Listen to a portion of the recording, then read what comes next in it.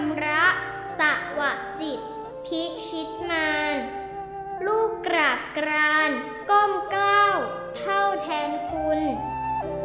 ทางหลีกเร้นพ่อเน้นทุกเย็นเช้าฝึกขัดเกลาเท่าทันท่านเกื้อหนุนเพียรไตร่ตรองครองธรรมนำทางบุญคอยเกื้อกูลคลายเครื่องข้องดองสันดานอวยพรพ่อสุขสันต์สรานจิตทำสถิตมั่นไว้ให้ลูกหลานได้บูชาไหว้กราบตราบเท่านานสิทธิ์กล่าวการกราบน้อมพร้อมกายใจ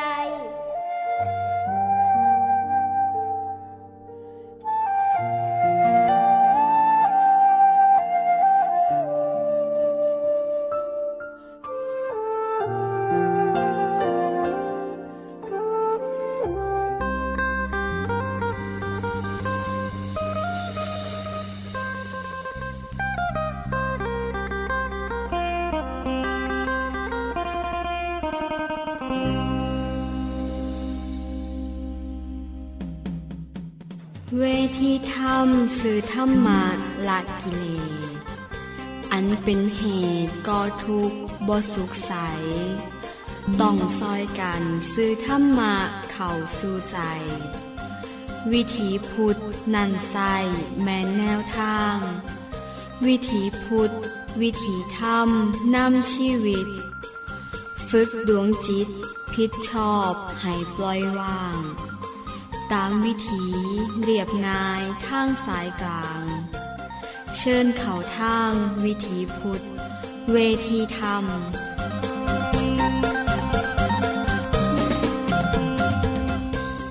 ช่วงเวลาต่อจากนี้ไปสถานีวิทยุเสียงธรรมพุทธสมาคมขอนำท่านเข้าสู่ช่วงรายการเวทีธรรมวิถีพุทธดำเนินรายการโดยทีมงานคณะกรรมการพุทธสมาคมอำเภอพังโคนขอเชิญญาติธรรมทุกท่านเข้าร่วมสนทนาธรรมและฟังธรรมได้แล้วจ้า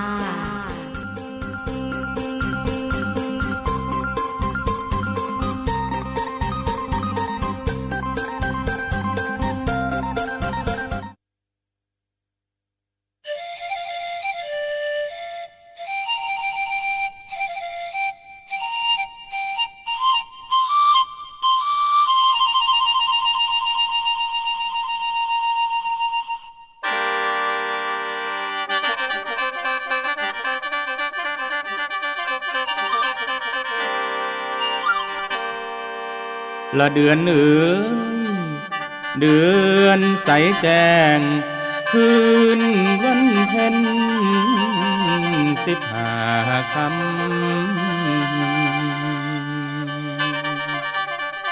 เดือนสำเพ็งมาขมาดลวงลำมาลำลองให้ท่านฟัง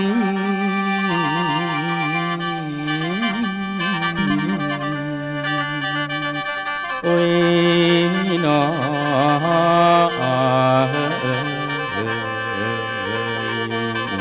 โอ้ยสาธุข้าพระพุทธเจ้าขอนอบน้อมแด่พระธรรมคำสอนของพระราชเนวันสมเด็จพระสัมมาสัมพุทธเจ้าพระองค์นั้นกราบนมัสการคุณครูบาอาจารย์นักปราชญ์และผู้รู้ทั้งหลายกราบนมัสการพระเดชพระคุณหลวงพ่อวิระศิระโชโตพร้อมพระเจ้าประสงค์ทุกรูปทุกนามนี่คือรายการเวทีธรรมวิถีพุทธจากสถานีวิทยุเสียงธรรมพุทธสมาคม FM 104.25 เมกะเฮิรตซ์สื่อสร้างสรรค์การเรียนรู้การศึกษาการปฏิบัติและเผยแผ่พระพุทธศาสนาจากวัดป่าบ้านสังคุยอำเภอพังโคนจังหวัดสกลนครมาแล้วครับพ่อใหญ่ลิบันส่งพังพายมาแล้วล่ะบัดนี้มาพร้อมกับแม่ชีลำดวนปากดีสีในรายการเวทีธรรมวิถีพุทธครับมื้อนี้มาพบเจอกันก็เอาธรรมะปฏิบัติมาให้เฮาท่านทั้งหลายได้สดับรับฟังเพื่อเป็นประโยชน์แก่ผู้ปฏิบัติ ซึ่งการปฏิบัติธรรมนี้เป็นที่ฮู้กันอยู่แล้วว่าเฮามาเพื่อปฏิบัติเพื่อให้เห็นจริงตามที่องค์พระศาสดาได้สั่งสอนเฮามาได้ให้ไว้มื้อนี้ก็นำเสนอธรรมะปฏิบัติคือเก่าก่อนที่ผู้ขาจะดำเนินการก็ขอแนะนำตัวให้แม่แนะนำตัวจังหน่อยครับเชิญครับแม่ ค่ะก็ขอกราบนมัสการหลวงพ่อวิลาศรีละโชโตพร้อมทั้งพระสงฆ์ทุกรูปสามเณรทุกองค์เจ้าค่ะค่ะธรรมสวัสดิค่ะแม่ชีแม่พามญาติธรรมของเฮาผู้อยู่ทั้งบ้านทุกท่านค่ะแม่ชีลำดวนปากดีซีค่ะได้มีโอกาสมาในรายการเวทีธรรมวิถีพุทธก็ขอดำเนินรายการกับคุณพ่อนะคะก็แจ้งข่าวไปหาคุณแม่ที่ขอให้คุณพ่อมามื้อนี้เนาะสิฟังหรือบ่ฟังก็เดี๋ยวโอกาสต่อไปขอเชิญคุณพ่อเลย ครั ค่ะ บอ้าวสวัสดีครับ ค่ะ รับ สวัสดีค่ะคุณพ่อค่ะ ครับสำหรับผู้ที่สนใจอยากจะร่วมรายการก็ได้นะครับเด้อเฮาจะมีโทรศัพท์เขาสถานีคือเก่าครับ บอกเบอร์ซะก่อนเนาะ ค่ะ นั่นก็คือ 042 090 271 ทวนอีกครั้งหนึ่งครับ 042 090 271 ครับสถานีวิทยุเสียงธรรมเชิญได้สำหรับผู้ที่จะเข้าร่วมรายการกราบนิมนต์คุณครูบาอาจารย์คือเก่าแหละครับจากกันไปดนบัดนี้มาแล้ว ลืมหมดความบ่เนาะคุณพ่อเนาะ เกิดไม่แล้วบัดนี้ก็ เอามาเศร้าเมื่อยแล้วก็มาบอกกันต่อ ค่ะ ยังว่าตื่นเต้นอยู่ว่าเสียง ขออนุญาตใส่หมวกเด้อคุณพ่อเพราะว่า บ่เป็นไรครับ โดนแอร์เดี๋ยวมันจิจาม ครับบ่เป็นหยังครับเชิญครับ ค่ะ ถ้ามาที่จะนำมาเว้ามื้อนี้เฮาก็อ่านคือเก่าแล้วคุณแม่ ค่ะ อ่านขอธรรมะจากครูบาอาจารย์แล้วก็มาพิจารณามาทำความเข้าใจกับหลักธรรมปฏิบัติที่เพิ่นว่าไว้ในหนังสือเล่มนั้นเล่มนี้เฮาก็ค้นมาซอกค้นมามื้อนี้นำเสนอหนังสือของพระอาจารย์มานพครับพระอาจารย์มานพอุปสมโมวิปัสสนาจารย์จากพุทธครับจากหยังก่อนล่ะทั้ง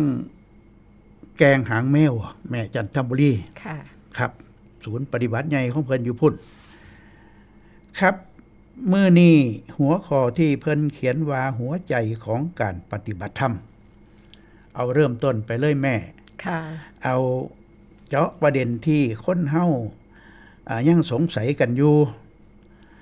ผู้ที่สงสัยก็ต้องยอมรับว่าเจ้าของงูเนาะแม่เนาะ ค่ะ เฮาบ่จักแม่นบ่ สงสัยต้องศึกษา ต้องศึกษากับว่าได้ดีได้เด่นมาแต่ใส่ดอกผมก็ได้อ่านจากหนังสือเมื่อนี้ก็เอาหนังสือมาคือกัน หัวใจของการปฏิบัติธรรมขอเกรินซะก่อนเพิ่นบอกว่าหัวใจของการปฏิบัติธรรมก็คือต้องใช้สติสัมปชัญญะตามดูใจให้ท่านเพราะเหตุนี้พระพุทธเจ้าจึงทรงสอนให้เฮาปฏิบัติธรรมด้วยการฝึกฝนมันสังเกตความรู้สึกที่เกิดขึ้นบ่อยๆเพื่อความแคล่วคล่องว่องไวและสั่งสมความชำนาญให้กับสติสัมปชัญญะเพราะสติสัมปชัญญะก็เหมือนกันกับความสามารถด้านอื่นๆของเฮาที่บ่สามารถเกิดขึ้นได้หากไร้การฝึกฝนดังนั้นการปฏิบัติจึงไม่ใช่เรื่องอื่นเลยนอกจากเป็นการเรียนรู้วิธีบริหารจัดการใจที่เจ้ากี้เจ้าการนั่นเองรู้อย่างนี้แล้วเฮาควรจะสนใจที่จะปฏิบัติธรรมกันหรือยังครับวรรคนี้ได้พิจารณาแล้วคุณแม่ว่าเฮามาจัดการบริหารจัดการหัวใจที่เจ้ากี้เจ้าการของเฮาถามแม่แน่ว่าเจ้ากี้เจ้าการจังได มันมีตัวตนมากมายบ่หรือจังได ค่ะ ชีวิตมี2อย่างค่ะ คุณพ่อ ครับ มีกายกับจิต คันเพิ่นเป็นใหญ่แท้ๆก็แม่นโตประธานแท้ๆเป็นผู้คำสั่งควบคุมก็แม่นโตจิตเท่านั้นถ้าสิเรียนตามปริยัติเพิ่นก็คือฝ่ายกายนี่ก็คือเขาบ่รู้เรื่องกับเจ้าดอกนี่เห็นบ่ครูบาอาจารย์เพิ่นสิเว้าอยู่บ่อยๆอันนั้นก็บ่รู้เรื่องอันนี้ก็บ่รู้เรื่อง แต่ว่าจิตนี่สำคัญมากในการเกิดแก่เจ็บตายของเฮาก็อาศัยจิตอันนี้ ครับ เฮาก็เลยต้องจัดการมันอบรมหัวหน้ามันคันหัวหน้ามันพาเฮาไปทางบ่ดีเฮาก็สิได้ไปตัวกายก็ได้ ครับ นั่นนะสาเหตุก็ได้ ม คันแม่นบ่อยากผูกคอตายจิตให้สั่งผูกคอตายมันก็ต้องผูกเด้ บ่ให้เป็นนายสิเฮ็ดจังได๋กายก็เป็นบ่าวซั่นตัว ครับ ค่ะ เจริงๆแล้วกับพ่อสง่าวเนาะ ค่ะ พ่อเพิ่นเฮาก็ดี ต้องรู้บ่รู้บ่ได้ ก็ปฏิบัติกันไป ใจนี่มันจิตนี่มันเป็นเจ้ากี้เจ้าการ ค่ะ เฮาสิ แต่เขามีสาเหตุได้พ่อ ไปอยู่บนหน้าผาแม่นบ่ แม่น ไปอยู่บนหน้าผาไปมันก็ยังตามไป เป็นเจ้ากี้เจ้าการ ในการนั่งภาวนาเฮ็ดหยังแม่นบ่ ค่ะ มันเป็นตัวกิเลสเนาะ นี่ล่ะจังว่าเฮาได้ศึกษากะให้รู้ซื่อๆคันบ่เห็นแจ้งกะบ่เห็นโทษเด้ ก็บ่เห็นโทษใช่ เฮาจะต้องปฏิบัติตามลำดับกะว่าได้คันเร็วก็เร็วคันช้าก็ช้าหมายถึงหลายชาติหลายภพก็เฮ็ดไปเนาะ ครับ อันนี้ก็เลยต้องเจริญให้มากอันนี้สันพระพุทธเจ้าสอน จะ บำเพ็ญให้มากเจริญให้มาก จะว่าเป็นการฝึกสติ ค่ะ เจริญสติกับแม่นครับ ค่ะ การเริ่มต้นเฮาต้องมีจิตใจที่มันว่างค่ะ มันว่างมีความสงบเกิดขึ้นมีจิตใจสบายปลอดโปร่ง อันนั้นผลบาด แล้วเฮาก็ต้องได้ปฏิบัติไปนี่แหละครับ ค่ะ แต่ว่า สาเหตุมันบ่ว่างก็สิได้ปฏิบัติ พี่นี่อย่างแรกนี่เพิ่นบอกว่าใช่กายเป็นอุบายฝึกสติ แม่น การเจริญสติ เริ่มฝึกสติด้วยการสังเกตกาย ค่ะ สังเกตกายพวกลังคนก็นั่งรับตาซื่อๆเมื่อมันสงบแล้วนี่ เมื่อจิตเฮาสงบแล้วเฮากับเบิงฝึกสังเกตโตสังเกตนี่แหละสำคัญ เพิ่นบอกว่า พระพุทธเจ้าทรงแสดงไว้ว่าการจะเริ่มเพิ่มพูนสติสัมปชัญญะนั้นต้องอาศัยความภาคเพียรให้สังเกตให้มาก ในระยะแรกเฮาเริ่มด้วยการค่อยๆฝึกสังเกตกายไปก่อนในชีวิตประจำวันเพียงแค่สังเกตร่างกายของเฮาให้อิริยาบถต่างๆตามที่กำลังเป็นอยู่ในขณะนี้ตามเบิ่งให้ท่านบ่ว่าจะยืนเดินนั่งนอนสติสัมปชัญญะจะเกิดขึ้นได้เมื่อมีการสังเกต ค่ะ เข้าใจจังใดว่าตรง ค่ะ นี้ เข้าใจค่ะ ครับ เพราะว่าหยัง บ่เห็ ว่าน เนาะ ติถ้าเฮาบ่เห็นตัวนี้ก็เพิ่นสิให้เอากายตั้งหลักไว้นี่ก็เพื่อสิมันบ่มีหม่องอยู่ได้จิตน่ะหน้าที่ของเขาคือคิดปวงคิดลายได้แม่นบ่ล่ะ ครับ แล้วเพราะว่าเหตุผลก็คือเขามีกองหนุนอยู่แม่นบ่ล่ะก็คือโลภคือโกรธคือหลงอันนี้ ปั่นป่วนอยู่ตัณหาราคะอันนี้ปั่นหมุนอยู่ทั้งหลังก็ว่าได้คิดเอาเองพอได้เป็นอุบาย แต่หลักการของเพิ่นนั้นมีตัวหมุนอยู่แล้วแม่นบ่ล่ะเฮาก็เลยจักสิเฮ็ดจังไดมันบ่รู้ก็เลยต้องมาอบรมที่แหลงบ่ฮู้จักดอกจักอยู่หรือบ่อยู่ดอกวุ่นวายไส้ผงทุกข์ยากลำบากเหลือเกินบีบคั้นเหลือเกิน ครับ ไปฝึกกะจังว่าเพิ่นให้ไปหาหมู่หั่นเด้ซั่นไปฝึกไปอบรมเห็นอยู่บ่งานปฏิบัติธรรมที่ครูบาอาจารย์เพิ่นพาเฮ็ดบางมื้อก็ย้อนผู้ใหม่ก็ต้องมาหาหมู่ซะก่อนก็คืออาศัยความอยากอายซัวกลัวบาปนี่แม่นบ่ล่ะก็เว้นซัวมาแล้วก็จังมาบำเพ็ญไปน้ำเพิ่นได้บ้างบ่ได้บ้างก็เฮ็ดไปเรื่อยๆเพราะว่าหยังการที่ เมซี่ศึกษามันเฮารู้มีสติกับสติแต่สติการงานเท่านี้พอ ครับ บ่ได้รู้เด้สติปัฏฐานน้ำเพิ่นนั่น อืม แต่ว่าจุดประสงค์ของพระพุทธเจ้านี่เพิ่นสิสอนเรื่องสติปัฏฐานจังสิมาเห็นจิตเห็นใจเห็นตัวเห็นตนแม่นบ่พ่ออรู้รูปรู้นามอันนี้ แต่ว่าถ้าเฮานี่ฝึกสติกะเอาสติการงานซะก่อนหางานให้มันเฮ็ดซะก่อนนะพ่อจิตอันนี้ก็ได้ ครับ ค่ะ นี่แหละตอนที่เฮาท่านทั้งหลายบ่เข้าใจ ค่ะ บ่เข้าใจว่าเฮาที่ต้องเฮ็ดจังไดเริ่มต้น ค่ะ นั่นก็คือการสังเกตพ่อนั่งเข้ามารู้สึกว่าจิตว่างมีความสงบแล้ว ต่อไปก็คือการเจริญวิปัสสนาไงแม่ ค่ะ เจริญวิปัสสนาด้วยการสังเกตบ่ว่าสีอยู่ในท่าใดอิริยาบถใดก็ ค่ะ ตามเราต้องสังเกตฝึกไป เพิ่นบอกว่าหากนั่งอยู่ก็ให้สำรวจดูกาย และทำความรู้สึกตัวทั่วพร้อมในกายนั่งแม่นบ่ ค่ะ ยืนก็อยู่ให้ทำความรู้สึกตัวทั่วพร้อมในการยืน เดินก็ให้ทำความรู้สึกตัวทั่วพร้อมในการเดิน และนอนก็ให้ทำความรู้สึกตัวทั่วพร้อมในการนอน มันสังเกตบ่อยๆว่าเฮานั่งเฮายืนเฮาเดินและเฮานอนอย่างไร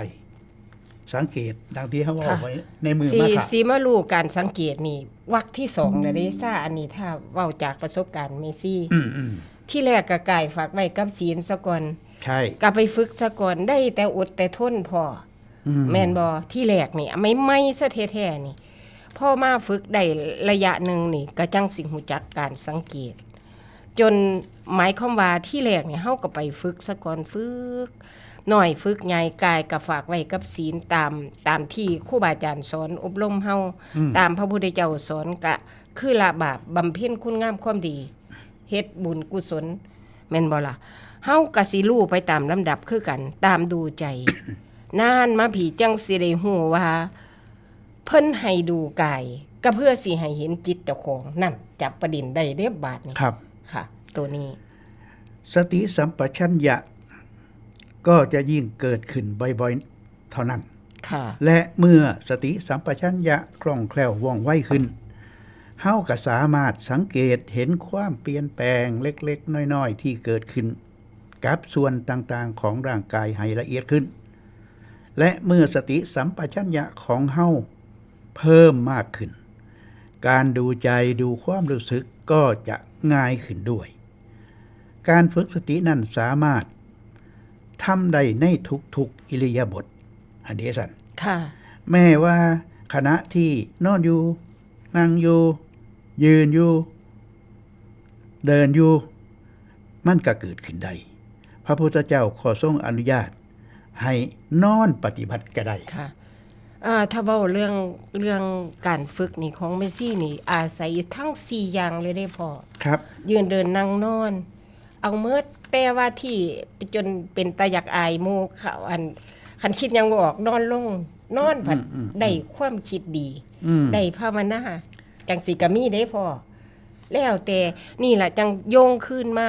ว่าค้นหาตัวเองให้มันเห็น ครับ ว่านิสัยตัวเองปฏิบัติเพื่อหยังเฮ็ดจังใดได้ประโยชน์ย้อนหยัง เห็นเพิ่นเฮ็ดก็ไปลองซะก่อน ครับ คันบ่ลองบ่รู้ได้ยิน ครับ แต่เพิ่นว่าบ่ได้ต้องพิสูจน์ด้วยตนเองถ้าเฮาอดนอนจังซี่อดนอนดีก็อดผู้เพิ่นอดนอนดี ครับ อดเข้าดีก็ต้องอด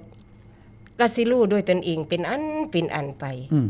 ของไม่ชี้ก็อาศัยอริยบททั้ง4เลย เพราะว่าก้าวมาจากการย่านบาปจากได้บุญนะพ่อ ครับ เอิ้นมักตัวนั้นมาเลยจังซี่นะ อ่า อันนี้ก็เป็นอีกนิสัยหนึงก็มาแต่ละคนก็อันเดียวกันนั่นล่ะ ครับ ค่ะ เอาเพิ่นก็บอกต่อไปว่า อุบายวิธีในการฝึกดูกายนั่นมีอยู่หลายแนวทาง ค่ะ ด้วยกัน แต่อยากเสนอแนะให้ใช้3วิธีดังนี้ เอาฟังสูตรเพิ่นซะก่อนเนาะ ค่ะ 3วิธีดังนี้ บ่หนี้สูตรแท้ อย่างแรกก็คือลมหายใจ ๆนานแล้วล่ะพระพุทธเจ้าสอน ลมหายใจแบบฝึกหัดบทแรกของสติ การสังเกตลมหายใจเป็นอุบายวิธีในการฝึกพัฒนาจิตสติสัมปชัญญะที่เหมาะสำหรับผู้ฝึกหัดใหม่ลมหายใจเป็นสิ่งที่มีคุณค่าต่อชีวิตมนุษย์อย่างมหาศาลแม่นบ่ว่ามีลมบ่ได้เนาะตาย โอ้ยตายตัวน อกจากมนุษย์จะขาดแคลนลมหายใจเข้าออกบ่ได้เพราะต้องการอากาศไปเลี้ยงร่างกายลมหายใจยังเป็นอุปกรณ์ที่หาได้ง่ายและดีที่สุดต่อการฝึกปฏิบัติเพื่อพัฒนาสติสัมปชัญญะให้เพิ่มพูนอีกด้วยทั้งที่เฮาบ่เคยหยุดหายใจกันเลยตลอดชีวิตแต่หากบ่เคยฝึกสติด้วยการตามดูลมหายใจมาก่อนน้อยคนนักที่จะฮู้ว่าขณะนี้ตัวเองกำลังหายใจเข้าหรือหายใจออกอยู่แม่นบ่ ค่ะ บ่ฮู้จักได้ บ่รู้แล้ว บ่รู้ เพราะว่า แล้ว คิดไปแนวอื่ ก็ น หายใจไปเรื่อยนะครับผิดไปอย่างอื่น หายซื่อแต่ว่ามันคิดไปทั้งอื่นพุ่น ใช่ นี่แหละ เพราะฉะนั้นการฝึกดูลมหายใจนี่เป็นอย่างแรกเป็นพื้นฐานเด้ แน่นอนค่ะ หรือบาลีเพิ่นว่าอานาปานสติ รู้เข้ารู้ออก รู้จักแห้งรู้จักคอยเฮาก็เฝ้าสังเกตไปแม่ ก็พุทโธ สัก พุทโธอยู่นั่น สังเกต พูด ไป เข้าโธออกมื้อนั้นเอาได้เบิด ใช่ครับ ใช่ครับ แม่ว่าเฮาสินอนกับพุทโธได้ผม ค่ะไผก็ต้องเฮ็ดคัน พุทโธไปเรื่อยๆพุทโธพุทโธก็ค่อยเข้าค่อยเข้าค่อยเข้ามันเป็นยานอนหลับ ค่ะ ครับหลับปึ๊บโลด ค่ะ บ่เชื่อตื่นนอนใหม่ๆไปฟังเทศน์บางแหน่คันบ่หลับโลด แม่นบ่ แม่น แต่เสียงอื่นๆนี่มันเฮ็ดให้เฮาตื่นได้บ่คือเสียงธรรมเด้แม่นบ่ ค่ะ บัดนี้เพิ่นก็บอกว่าวิธีฝึกสติด้วยการสังเกตลมหายใจ มันก็มีอยู่หลายอย่าง เพิ่นบอกว่าเอาอย่างแรก เพิ่นบอกว่าเมื่อจะฝึกสติด้วยการสังเกตลมหายใจก่อนอื่นให้เริ่มด้วยการนั่งในท่าทางที่สบายจะเป็นการคัดสมาธิหรือนั่งเก้าอี้ก็ได้แต่ขอให้พยายามตั้งตัวให้ตรง หลังตรงแม่นบ่แม่เพราะการตั้งตัวตรงจะช่วยลมหายใจเข้าออกบ่ติดขัดและทำให้สามารถสังเกตลมหายใจเข้าออกได้ง่ายขึ้นต่อมาก็บอกว่าเมื่อนั่งเรียบร้อยแล้วก็ให้ตามสังเกตดูลมหายใจเข้าออกสังเกตคือเมื่อกี้นี่แหละเนาะแม่เนาะ ค่ะ ตามลมหายใจเข้าออกเพียงแค่มองดูเฉยๆให้ฮู้ว่าเมื่อไล่หายใจเข้าเมื่อไล่หายใจออกเท่านั้นก็พอบ่ต้องไปบังคับหรือกลั้นลมหายใจปล่อยการหายใจให้เป็นไปตามปกติธรรมชาติคอยสังเกตดูลมหายใจอย่างต่อเนื่องตั้งแต่ต้นจนจบตั้งแต่เริ่มหายใจเข้า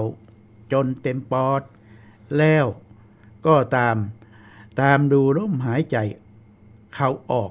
จนหมดเพียรตามดูตามสังเกตเฉยๆอย่างนี้ไปเรื่อยๆหายใจเข้ากะหู้หยุดหายใจกะหู้หายใจออกกะหู้บ่ต้องพยายามไปบังคับลมหายใจ ค่ะ บังคับบ่ได้ ตัวนี้เนี่ยก็ค้นหาตัวเองให้มันเจอก็คืออยู่ที่ลมหายใจอันนี้แหละผู้ใดฝึกก่อนก็เข้าหาครูบาอาจารย์เพิ่นก็สิบอกกำหนดลมก็ได้ พุทโธก็ได้ก็ต้องผ่านการฝึกตัวนี้มาทุกคนนั่นแหละคือให้เขามาเบิ่งตัวนี้กายฝากไว้กับศีลแม่นบ่พ่อ ครับ ใจฝากไว้กับธรรมะที่จะปฏิบัตินั้นตั้งใจแล้ว อืม ว่าสิฝึกตัวเองแบบนี้ ครับ ก็ฝึกไปฝึกหน่อยฝึกใหญ่อยู่หั่นล่ะแต่ละคนนี่ก็ต้องผ่านเขตในการฝึกในคณะหนึ่งจังสิก็ต้องค้นเบิ่งตัวเองว่ามันเป็นจังใดฝึกอันกายให้เห็นจิตอันนี้ ครับ มันก็ค่อยรู้ไปเรื่อยๆแม่นบ่นิสัยตัวเอง แต่ของพ่อนี่ฝึกละเอียดกว่าไม่ซี่เด้ ครับ เพราะว่าพ่อไปฝึกในกับครูบาอาจารย์ที่คอยเฮ็ดคอยทำขาน้อยเป็นคนบ่คอย อันย่างกะอันย่างกะบ่ตกเฮือนโดดโลดนะ ประเภทนั้นนะครับ มันเป็นนิสัยมาจังซี่ ก็เลย อาศัยการละบาปบำเพ็ญบุญมาสายนี่เลยนะพ่อของพ่อนี่ละเอียดก็ขะน้อยลมหายใจนี่ก็เบิ่งอยู่เฮ็ดน้ำเพิ่นสุอันนั่นล่ะแต่ว่าจริตนี่ผลสุดท้ายนั่งรับตากับเพียงแต่สงบเพียงแต่เย็นเพียงแต่เป็นโพงสบายๆกะบ่ค่อยได้เป็นอันใดของขะน้อยนี่ก็จนว่าเว้าก็เว้าฮอดเพิ่นซะเนาะพระอาจารย์จังหวานกรรมฐานตาใสดื้อตาใสว่าซั่นเว้าให้ขะน้อย ครับ ขะน้อยนั่งรับตาส่วนมากก็บ่เห็นหยังเห็นเท่านี้ล่ะแต่ขะน้อยเห็นนี่มื่นตาก็เห็นได้เห็นกิเลสเจ้าของนี่ล่ะเห็นนั่นเห็นนี่เห็นความรู้สึกพอจอบเบิ่งไงธรรมะจอบเบิ่งตามรู้ตามเห็นนี่แต่ว่ากะมาทางย่านบาปนี่มีเครื่องป้องกันละเด้สบายเด้บ่ทันได้เฮ็ดอีหยังเด้ข่อยรักษาศีล5ได้นี่ข่อยยินสวยๆละเด้ข่อยจิตตั้งมั่นละเด้นั่นแม่นบ่สบายแล้วมื้อนี้บ่ได้เฮ็ดหยังเลยข่อยลาบาปแล้วข่อยบ่ได้เฮ็ดอีหยังข่อยเลยสบายล่ะเป็นหยังเพิ่นจังว่าพยายามอย่าบังคับลมหายใจมาฮอดนี่มันบังคับบ่ได้อยู่แล้วแม่นบ่ค่ะของเมซี่นี่ฝึกตอนแรกที่สุดนี่บ่ได้ฮู้จักดอกสมาธิแต่ฝึกควบคุมอารมณ์ครับมาสายนี่เป๊ะเลยเด้พ่อควบคุมตัวมันอยากเว้าก็บ่ได้เว้าอยากด่าก็บ่ได้ด่าอยากศูนย์ก็บ่ได้ศูนย์มันผิดธรรมนั่นเด้ซั่นมันสิบาปนั่นเด้ซั่นจังซี่นะครับสุดท้ายจังได้มารู้ว่าการฝึกจิตอันนี้ก็คือควบคุมอารมณ์นั่นล่ะเบิ่งความรู้สึกนั่นล่ะรู้เท่าทันกิเลสนั่นล่ะครับนี่ก็มานำเพิ่นได้คือกันได้มาจังซี่ก็ได้เพิ่นบอกว่าเวลาสังเกตให้สังเกตด้วยใจโดยบ่ต้องพูดค่ะเหมือนคน2คนที่เดินสวนกันแล้วมองหน้ากันโดยบ่เอ่ยปากทักทายกันแต่ต่างคนก็ต่างรู้ว่าเดินสวนกันมันรู้ซื่อๆมันรู้ซื่อๆเฮาระวังเจ้าของบ่ให้โลภให้โกรธให้หลงมันใจหายนี่ระวังสำนีกับสติเด้อันดูแลนั่นพ่อเอ้ยครับคันเฮาระวังบ่ได้ควบคุมด้วยสตินี่มันบ่ได้เด้ครับมันไปเตลิดเลยมันหลงไปเลยนะครับ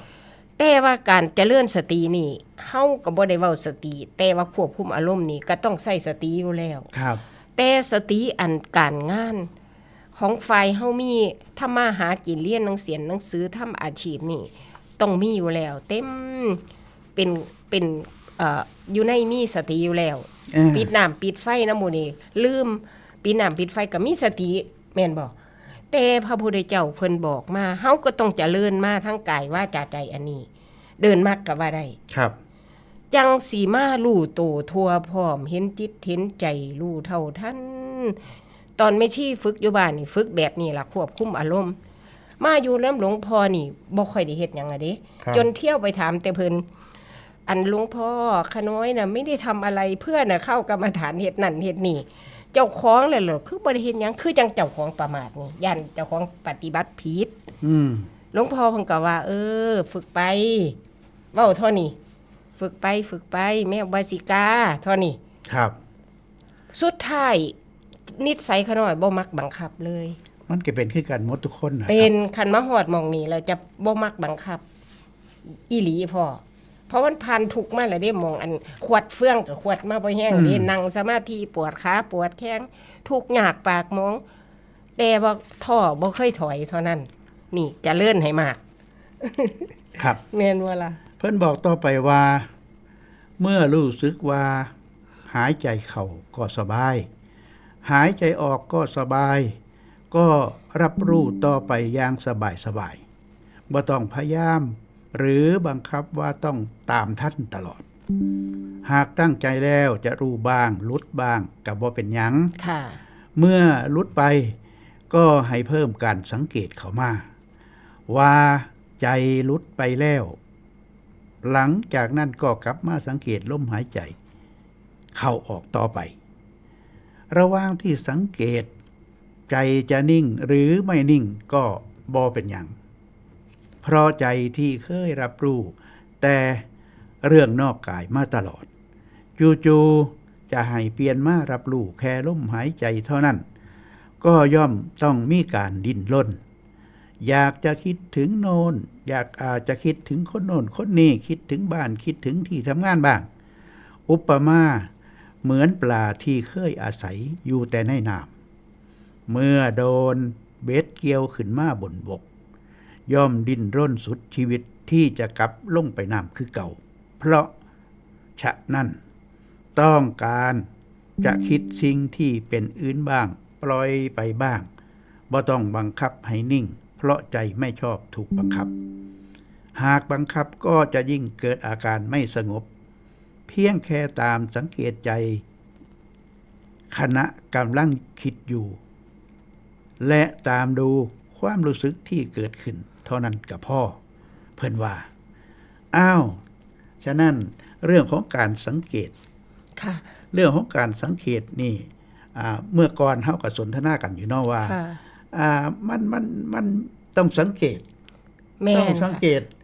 ลมหายใจสังเกตสิ่งต่าง ค่ะ ๆ3อย่างที่เพิ่นบอกมานี่ ผ่านจากการที่พ่อนั่งสมาธิดูแล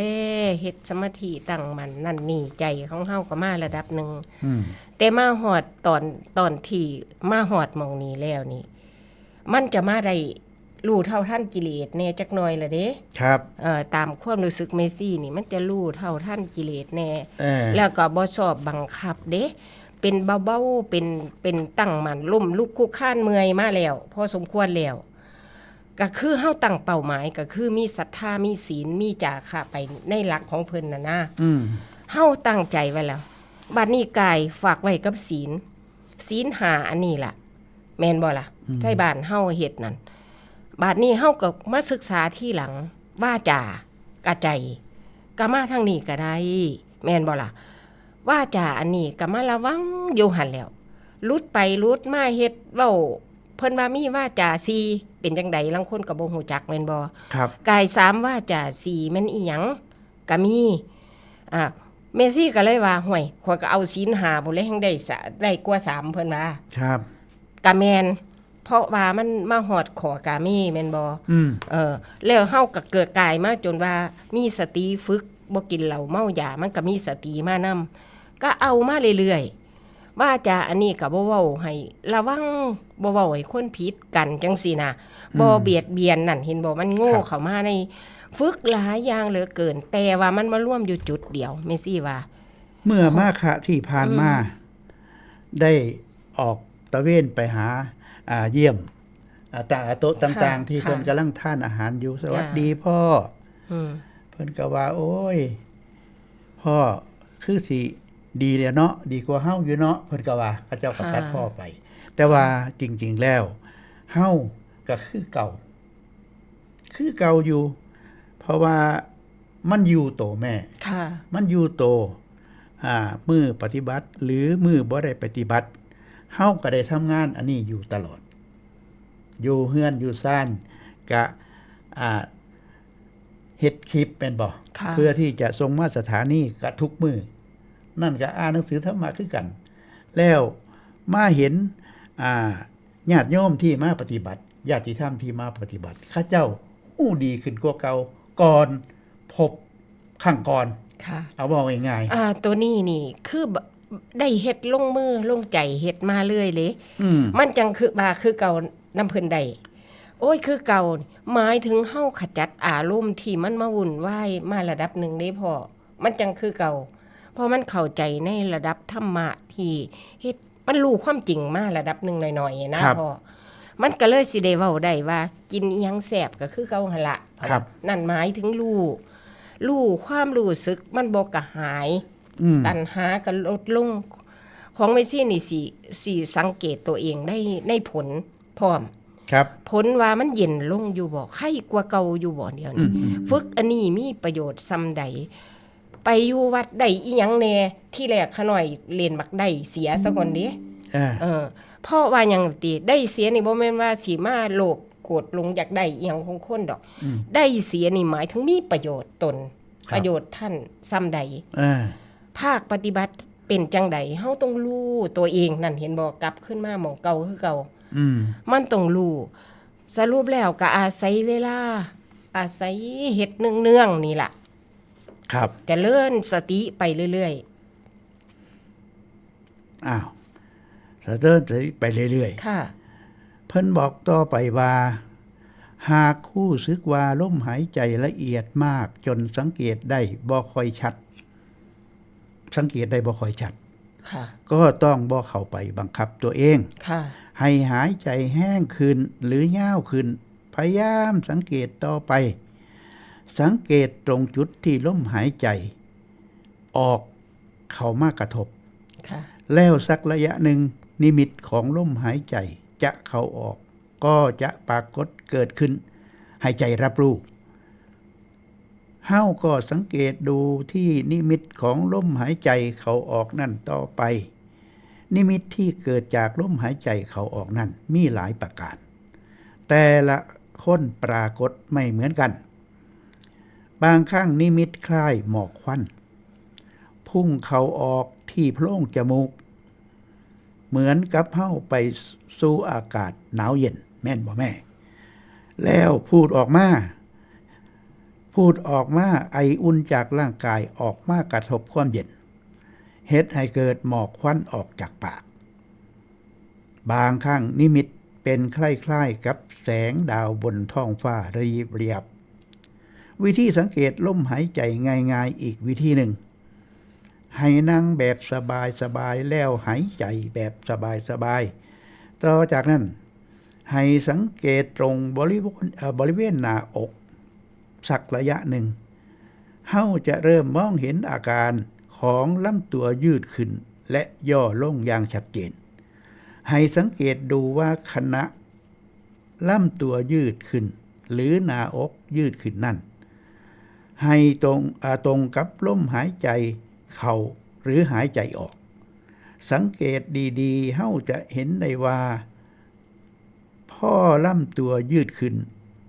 หรือหน้าอกยืดขึ้นจะตรงกับลมหายใจเข้าอันนี้สังเกตได้บัดนี้ ค่ะ พอลำตัวย่อลงหรือหน้าอกย่อลงจะตรงกับหายใจออก แล้วก็สังเกตตรงนั้นไป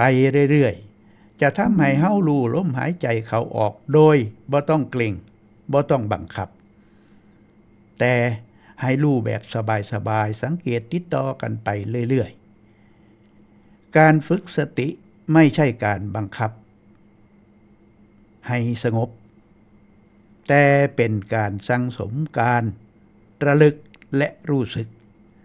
เพื่อพัฒนาศักยภาพของสติสัมปชัญญะให้แคล่วคล่องว่องไวส่วนความสงบนั้น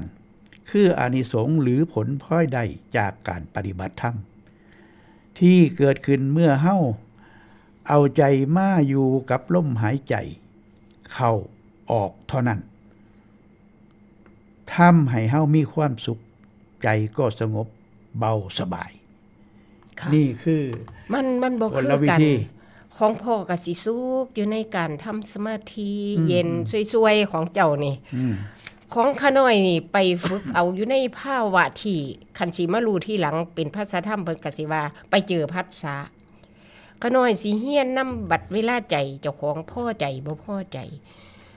เวลาโกรธบ่พอใจ มันตีบเข้าเห็นอาการละเด้มาฮอดหม้องนี่เฮาจะจอบเบิ่งใจเจ้าของเห็นจิตเจ้าของแน่ละเด้แล้วมันก็สิหันใจฝืดเข่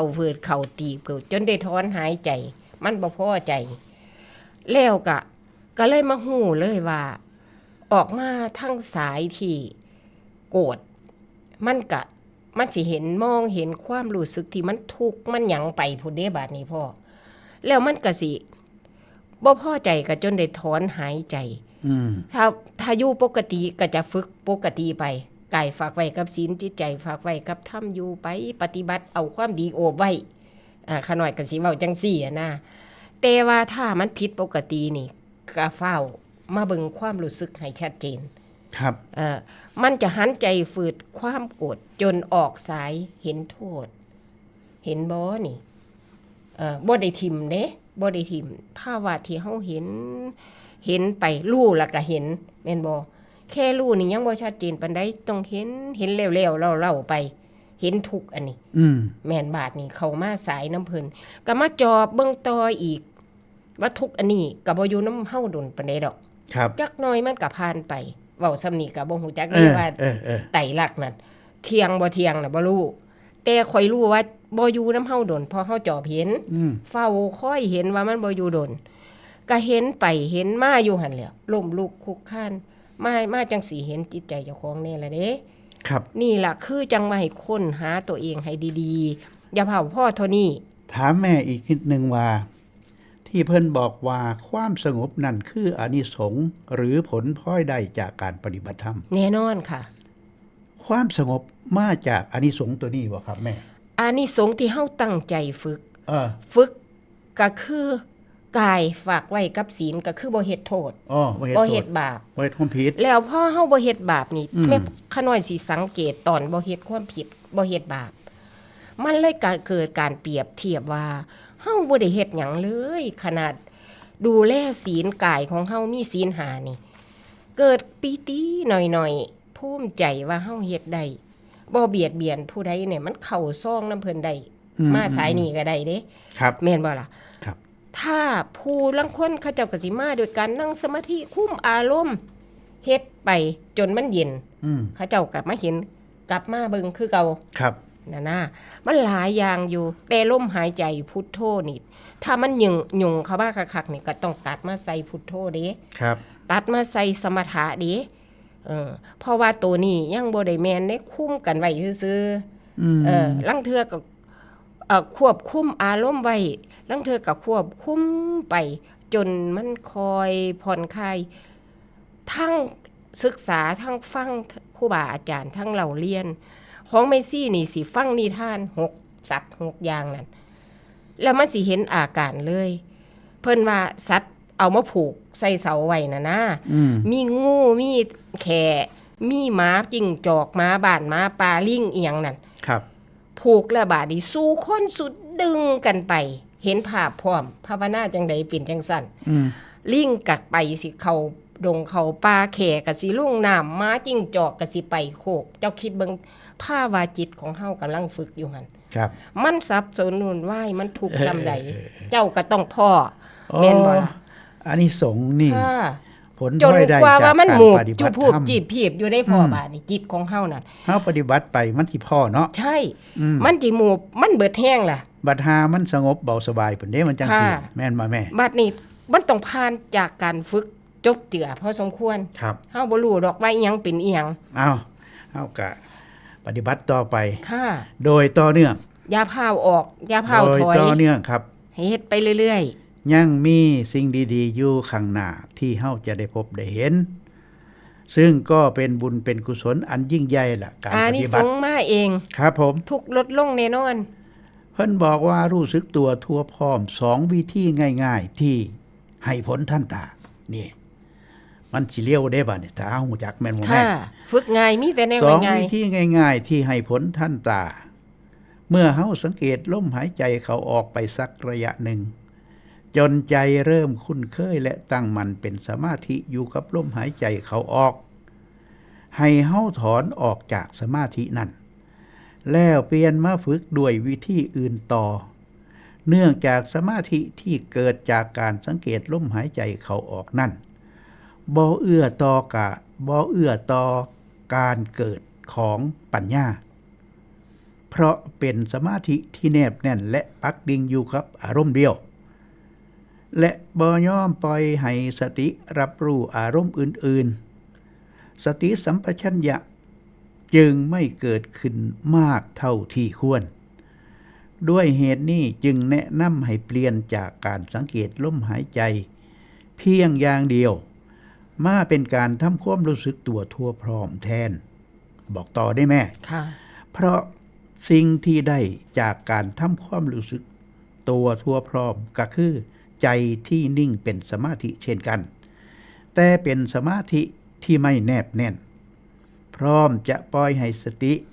ไปดูสิ่งกระทบอื่นๆที่ปรากฏขึ้นได้ เมื่อมีสิ่งใหม่ๆมากระทบ สติก็สามารถทิ้งลมหายใจไปรับรู้อารมณ์อื่นได้ทันทีเพิ่นว่าให้เปลี่ยนตัวนี้ยังบ่นั่นเข้าใจ บอก จัง ให้ ได๋ เปลี่ยนมันก็เปลี่ยนเอง มันก็เปลี่ยนเอง มันก็ปวงไปคันเจ้าบ่มีสตินะ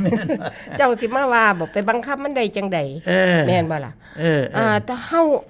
ของเมซี่นี่จะเห็นภาพในการถ้าเฮาเฮ็ดถูกแล้วนี่ เป็นพัดคันว่าสั่นก็บ่ว่าแล้วให้ว่าเปลี่ยนไปเรื่อยๆในภาวะนั้นปีไก่นี่เป็นจังซี่ปีนี้เป็นจังซี่เดือนนี้เป็นจังซี่เฮายังบ่เข้าใจชัดในการเกิดการดับจิตของเฮานี่ ครับ มันก็เปลี่ยนให้เฮาเห็นค่ะขอให้เฮาเฮ็ดเสมอต้นเสมอไปลายเฮ็ดไปจนในจนนอนภาษาขน่อยนั่นที่นี่ก็มาความเข้าใจเอามาทำความเข้าใจกับวิธีฝึกค่ะวิธีฝึกที่ว่านี่ก็คือทำความรู้สึกตัวทั่วพร้อมต่อไปแล้วได้บัดนี้โอ้ยมันมาแต่ที่แรกพุ่นต่อไปแล้วได้นี่ครับรู้สึกตัวทั่วพร้อมผู้ลางคนบ่หันในหูจักความรู้สึกตัวทั่วพร้อม มันเป็นจังไดแม่นบ่ล่ะก็ต้องทำความเข้าใจตรงนี้ก่อนเพิ่นบอกว่าการทำความรู้สึกตัวทั่วพร้อมนั่นทำอย่างไรคำตอบก็คือทำได้2วิธีด้วยกันวิธีแรกการทำความรู้สึกตัวทั่วพร้อมด้วยการสังเกตแบบแนบชิดภาษาโลกได้แนบชิดค่ะแนบสังเกตแบบแนบจอบเบิ่งแบบแนบชิดสำรวจไปทั่วร่างกายฟังเด้อโดยเริ่มจากบนลงจากล่างก่อนจากบนลงล่างก่อนตั้งแต่ศีรษะไปจรดปลายเท้าอันนี้เคยทำใช้สติสังเกตที่ละส่วนให้ทั่วทั้งด้านหน้าด้านหลังด้านข้างด้านบนด้านล่างเช่นสังเกตแขนหากสังเกตแขนก็ให้สังเกตตั้งแต่ต้นแขนลงไปจนสุดปลายแขนทั้งด้านหน้าด้านหลังด้านข้างด้านบนด้านล่างเมื่อสังเกตทั่วแล้วจึงเลื่อนไปสังเกตส่วนต่อไปในลักษณะเดียวกันเมื่อสังเกตจนกระทั่งครบหมดทุกส่วนในร่างกายแล้วจึงย้อนมาสังเกตจากล่างขึ้นบนแทนสังเกต ขึ้นลงสลับกันไปอย่างต่อเนื่องจนชำนาญเมื่อฝึกฝนด้วยวิธีนี้จนชำนาญแล้วก็จะได้ประโยชน์มหาศาลเนื่องจากการฝึกเคลื่อนสติไปตามจุดต่างๆเป็นการเพิ่มศักยภาพให้สติสัมปชัญญะมีกำลังมากจนสามารถใช้มองทะลวงร่างกาย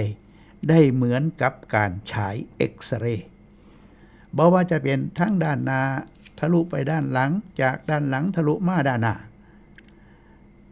จากด้านบนทะลุลงสู่ด้านล่างหรือจากด้านล่างทะลุขึ้นมาด้านบนจนสามารถนำไปใช้ในการบำบัดทุกขเวทนาที่เกิด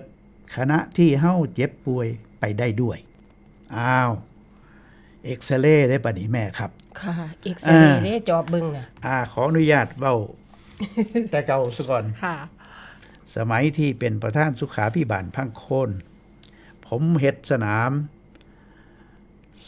เด็กเล่นหรือผู้ใหญ่เล่นก็ได้เฮ็ดถนนอ้อมสระในสระนั่นก็มีดอกบัวมีน้ำมีต้นไม้อ้อมคู่แลนวิ่งอ้อมนั่น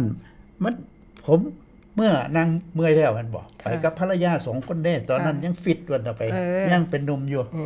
แลนได้อยู่ผมเลยไปนั่งอยู่ศาลา4มันสิมี4ศาลาเพราะว่ามัน4ทิศเด้เพราะฉะนั้นก็นั่งอยู่แล้วคัดตะหมาดขึ้นมาในมาหินอ่อนขึ้นมาปึ๊บใจมันสงบแม่บอกบ่ถือว่ามันมีความสุขที่จะสุขเลยติดใจบางหันอยู่แล้วติดใจอยู่แล้วพอนิสัยเจ้าจะเป็นแบบนั้นบัดนี้ลองสังเกตเบิ่งก่อนนะเห็นครูบาอาจารย์บอกว่าให้สังเกตคือเพิ่นบอกมาแต่ปลายผมลงมาวางกลางเด้แม่มากลางคิ้วโอ้ตรงนี้มีแผลเป็นเจ้าฝึกละเอียดเจ้าฝึกละเอียดตรงนี้มีแผลเป็นลงมาดังกับบ่โรงปานใดดอก บ่คือมิตรใช้บัญชาแต่ว่าดังแมบเอาดังแมบก็ฮู้จักดังแมบลงตรงลงมาเครื่องปากลงไปเรื่อยๆลงไปเรื่อยๆมาลำคอมีคางนี่มีหยังแหน่มีหนวดนิดหน่อยมาลงมานี่มาลูกกระเดือกลงดูลูกกระเดือกเอาจิตเฮาเบิ่งค่ะเอาจิตเฮาเบิ่งดูไปเรื่อยๆลงมามาฮอดสะดือมาฮอดสะดือนี่อยากป่องจักหน่อยเพราะว่ามีเหล้ามีเบียร์ของเมซี่นี่บ่ได้เบิ่งหม่องนี้เลยล่ะเบิ่งลงมามาสุดมาจนฮอดอวัยวะ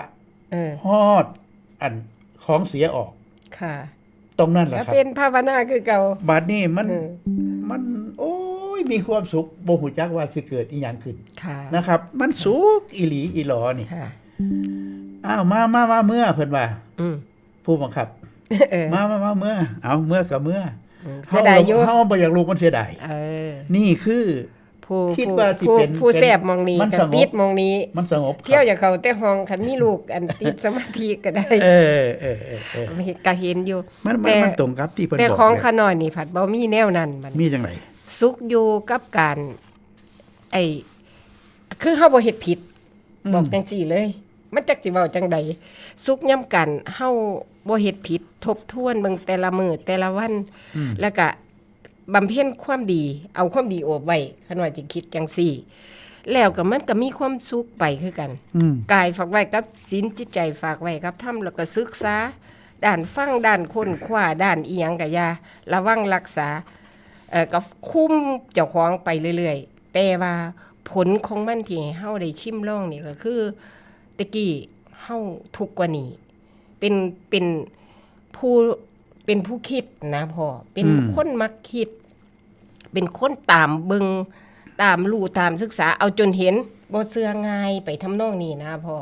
ครับเป็นลักษณะนี้นะมันก็เลยรู้แล้วก็เห็นอาการพร้อมในความรู้สึกเฮาโดนไปสมควรพ่อเห็นถ้ำมองใดมันก็จังเห็นค่าหลายได้พ่อกายเพิ่นก็เว้ากายว่าจาใจอันนั้นอันนี้ก็เว้ามาตลอดครับตาหูจมูกลิ้นกายใจก็บ่ซู้นหัวหูดอกมีแต่อยากเฮ็ดกินเฮ็ดท่านตุ้มไปหันไปนี่เฮ็ดหันเฮ็ดนี่แต่ภาวะเฮ็ดมาเลยคุณงามความดีท่านศีลสมาธิปัญญาเดินมรรคน้ำเพิ่นนี่ให้เฮ็ดโลดแม่นบ่ล่ะมันก็จะผลพลอยออกมาตามนี้เลยไผสิมาทางใดมันก็เห็นอันเก่านี่ล่ะมานำนิสัยบ่คือกันก็แล้วกันครับแต่ว่าก็ฟังวานๆไปก็เลยถ้าเปรียบดีเทียบได้ฮู้ล่ะว่าปากคอเมซี่เห็นภาพเลยวานแหก็ยังว่าเว้าแล้วเว้าอีกดูจิกเผาฮู้แล้วว่าปากคออยู่นี่ครับจิกอยู่หั่นศีลสมาธิปัญญาก็ฝนอยู่หั่นจิกไว้บ่ให้ปากคออันนี้ออกเฮาก็คุบหัวมันได้คือกันสักมื้อนึงคิดจังซี่อ้าววิธีแรกก็คือสังเกตแบบแนบชิดที่ผมว่าค่ะอันนี้แนบชิดนะต่อมาวิธีที่2ทำความรู้สึกตัวทั่วพร้อมด้วยการสังเกตร่างกายแบบร่วมๆใช้สติสังเกตทั่วร่างกายโดยบ่ต้องเจาะจงสังเกตอาการใดอาการหนึ่งเป็นพิเศษ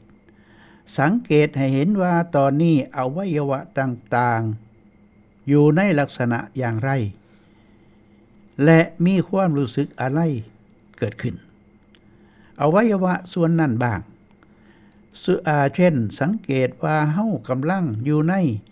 อิริยาบถไหนนั่งท่าอะไรอยู่ศีรษะอยู่อย่างไรข้ออย่างไรหลังตรงหรืองออยู่แขนขาว่างอยู่ในท่าอย่างไรและรู้สึกอย่างไรบ้างหากสังเกตแล้วพบว่ามีความรู้สึกใหม่เกิดขึ้นที่ใดก็ให้ไปสังเกตความรู้สึกที่เกิดขึ้นนั่นเย็นมากกระทบที่ขาก็ตามไปสังเกตที่ขาร้อนมากกระทบที่หลังก็เปลี่ยนไปสังเกตที่หลังความรู้สึกปัจจุบันคืออะไรเห็นสิ่ง กระทบใหม่ๆปรากฏขึ้นอย่างชัดเจนตรงไหนก็ให้ย้ายใจไปสังเกตที่นั่นแล้วสติสัมปชัญญะจะเกิดขึ้นมากเพราะสิ่งกระทบและความรู้สึกใหม่ๆเกิดขึ้นตลอดเวลากระทบครั้งหนึ่งสังเกตท่านครั้งหนึ่งสติก็เกิด1 ครั้งถ้ามันฝึกฝนจนกระทั่งครบสังเกตท่านทุกครั้งสติสัมปชัญญะก็จะเกิดทุกครั้งวิธีที่ทำให้เราสามารถใช้ทุกๆสิ่งปรากฏขึ้นกับร่างกายและจิตใจของเราก็เป็นเครื่องมือฝึกสติสัมปชัญญะได้หมดบ่เห็นจะเป็นลมหายใจบ่ว่าจะเป็นลมหายใจเข้าออกอากับกิริยาร่างกายความรู้สึกความคิดสิ่งใดปรากฏขึ้นเวลาใดก็ให้สังเกตใจและเรียนรู้สิ่งเหล่านั้นวิธีนี้สามารถใช้เป็นอุบายเจริญสติตลอดไปเมื่อทำวิธีนี้ได้แล้วจะทำให้วิปัสสนาปัญญาเกิดขึ้นตามมาจะให้ท่านความรู้สึกทางทวารทั้ง6การทำความรู้สึกตัวทั่วพร้อมทั้ง2แบบนี้จึงมีประโยชน์มีโทษและหากเฮาสามารถฝึกหัดด้วยวิธีนี้ได้อย่างชำนาญแล้วจะบ่กลับไปสังเกตลมหายใจได้อีกเลยนี่ข้าน้อยเฮ็ดจังซี่ล่ะพ่อนั่นแล้วเฮ็ดมาจังซี่ล่ะบ่ค่อยได้มาละเอียดคือพ่อหยังวะ มันแบบว่าก็ฮู้อยู่ว่าเจ้าของเป็นคนอันตำพุ่นตำพี่มักง่ายหยังคือจะบ่ทันใจปรากฏว่าบ่ทันใจกิเลสเจ้าของนี่มันเอาบ่อยู่ดอกสิมาแก้วเนาะจับหนออยู่ขะน้อยบ่ได้เลยอันก็บ่ได้ประมาทเด้ก็ไปเฮ็ดลองเบิ่งอยู่แต่ว่าบ่ได้ครับบ่ได้คันมันบ่ได้ขะน้อยเซาโลดเด้ขะน้อยก็เอาแบบเล็กๆน้อยๆต้องละเอียดได้เดี๋ยวนี้น่ะต้องละเอียดแม่นแต่ว่าคนเบิ่งเจ้าของแล้วมันบ่ได้เจ้าได้เจ้าฝึกละเอียดหยังว่าแม่ซี่นี่เอาแบบก็มานำเพิ่นว่าเห็นหยังว่าติเอาสัญญามาว่ากันเฮียนนำสัญญาแล้วก็อาศัยความคิดพิจารณาจิตเฮาฝึกสงบแล้วปัสสธิแล้วว่าง่ายๆตั้งมั่นแล้วว่าสิฝึกแนวทางของพระพุทธเจ้านี่สอนอีหยังขะน้อยตั้งท่วงเด้ครับแล้วทางดับทุกข์ครูบาอาจารย์เพิ่นสอนนี่มันถูกจริตแล้วขะน้อยสิตั้งใจก็อาศัยสัญญาก็เฮ็ดนำเพิ่นเบิดสุอันนั่นล่ะเพิ่นสอนหยังก็เฮ็ดไปแต่ละอันละอันมาเฮียนนำสัญญาบางเทื่อก็เวลาเฮานอนห่มผ้าก็คิดเอาเองว่ากระดูกนอนห่มผ้าคิดเอาสัญญาเว้าไปเว้ามาก็เห็นกระดูกเจ้าของนอนห่มผ้ากระดูกนั่นก็เคยมีเฮ็ดไปมันก็บ่แม่นก็เฮ็ดไปมันรู้มันเห็นไปมันก็ถือว่าเอาเข้ามาพ่อหลายฝ่าหลายปีมาก็เฮียนในรูปเวทนาสัญญาสังขารนี่ได้พอครับแต่วิญญาณมันไปก่อตัวใดนี่มันก็ทำให้เฮาปรุงแต่งตัวนั้นเลยนี่ออกมาจังสี่นะพ่อครับเพิ่นบอกว่าเพิ่นบอกว่าการสังเกตลมหายใจเข้าออกและทำความรู้สึกตัวทั่วพร้อมดังที่ได้กล่าวมาแล้วนั่นคือวิธีที่เหมาะสำหรับการฝึกอิริยาบถทั้ง3คือนั่งยืนและนอนส่วนอีกอิริยาบถหนึ่งก็คือเดินมีวิธีสังเกตโดยละเอียดขณะเดินอีกต่างหากการฝึกสติด้วยการสังเกตลมหายใจเข้าออกและการทำความรู้สึกตัวทั่วพร้อมนั้นจะทำโดยลับตาหรือไม่ก็ได้เพราะตาเนื้อไม่ใช่อุปกรณ์ที่จำเป็นในการสังเกตเพื่อฝึกสติแต่เฮาจะหัดสังเกตสิ่งต่างๆด้วยตาในหรือใจแทนค่ะข้าน้อยก็สิเอาตานอกนี่ก็น้อมเข้ามาตาในนะก็เลยเป็นวิธีฝึกน้อมเข้าน้อมออกสิเว้าได้จังซี่นะเป็นลักษณะว่าจิตเฮานี่น้อมเห็นอีหยังก็เปรียบเทียบน้อมอีกฝั่งนึงเฮาได้ศึกษาได้ฟังธรรมแต่การฟังการศึกษานำครูบาอาจารย์นี่บ่ได้ปาเด้จิตเฮามัน เว้าได้อย่างเดียวคือมันต้องหาแนวเกาะให้มันเฮ็ดงานมันอยู่ซื่อๆบ่เป็นขน้อยสิคิดแบบนี้ก็ต้องไปเกาะเสียงเทศเสียงธรรมไว้ก่อนให้มันไหลวนอยู่กับรูปเวทนาสัญญาสังขารวิญญาณอันนี้ไปเกาะเอาอยู่นำหมู่นี้ซะก่อน ครับ ในขณะที่เฮาเรียนในการที่ตรงนี้นี่ก็เฮ็ดไปตามก็คือพ่อถามขน่อยล่ะเจ้าสุขเวลาใดสุขในการข่อยที่ข่อยบ่เฮ็ดผิดเฮ็ดบาปสุขในการที่ข่อยตรวจท่านมึงแล้วบ่ได้เบียดเบียนเจ้าของบ่ได้เบียดเบียนผู้อื่นนี่เอาหลักนี่นะ ถึก แล้วก็สุขในการทำงานเสร็จทำงานอีหยังล่ะเอาปลูกต้นไม้ต้นนึงมื้ออื่นนี่ข่อยสิไปปลูกต้นไม้นี่ข่อยไปตั้งใจเฮ็ดเรียบร้อยแม่นบ่ล่ะคือเฮาสิไปเฮ็ดอีหยังแต่ละสิ่งละสิ่งนี่ก็สติเฮาฝึกไปเบิดมื้อเบิดเว้นอยู่เด้นอนคือนอนลุกคือลุกไปคือไปจังซี่นะมันก็เอาแบบนี้นะพ่ออยู่ในอริยบททั้ง4เลยคันมีเวลานั่งก็นั่งอยู่ดอกก็มีเวลานอนก็นอนภาวนาจังซี่นะเวลาใดก็ได้ถ้าใจเฮาบ่คิดอีหยังใจเฮาอย่างยกตัวอย่างเช่นยามมื้อเช้านี่เป็นประโยชน์ที่สุดครับแม่ค่ะลองเบิ่งแล้วตั้งแต่ลุกขึ้นจากเตียงปุ๊บนั่งก่อนบ่ไปเด้ค่ะสิออกไปออกกำลังกายล้างหน้าสีฟันสิไปออกกำลังกายนั่งก่อนค่ะนั่งเบิ่งของดีตัวนั้นตอนนั้นน่ะจิตเฮาสิสงบสามารถพิจารณาหยังก็ได้เบิดรับเอาตอนนี้เท่านั้นส่วนอื่นๆนั่นเมื่อเฮาออกไปพบคนไปพบสรรพสิ่งต่างๆอยู่นอกตัวเฮาออกไปมันสิไปได้บัดนี้สิไหลไปนำอันนั้นไหลไปนำอันนี้บ่ได้ฉะนั้นผู้ที่ฝึกที่ดีที่สุดก็คือออกไปวิ่งว่านี่นั่งในเตียงแล้วออกไปวิ่งก็บ่วิ่งดอกวิ่งเหาะๆเชิงนั่นแต่ว่าคือเดินจงกรมเร็วนี่แหละกำหนดเท้าได้ใสสะอาดปิ๊งบ่เมื่อย3รอบคู่อ่างบ่เมื่อยก็เฮ็ดจังซี่แล้วไผก็ดีกลับมาจำมีหนำยังได้พิจารณาหมา2ตัวแล้วนำพร้อมได้แล้วล่ะหน้าพร้อมตัวมันละมุนละไมจิตใจมันเกิดเป็นสมาธิได้ง่ายที่สุดนี่ล่ะครับก็เฮ็ดไปทุกอริยบทค่ะเจ้าแต่ถ้าเฮาฝึกสติดีแล้วนี่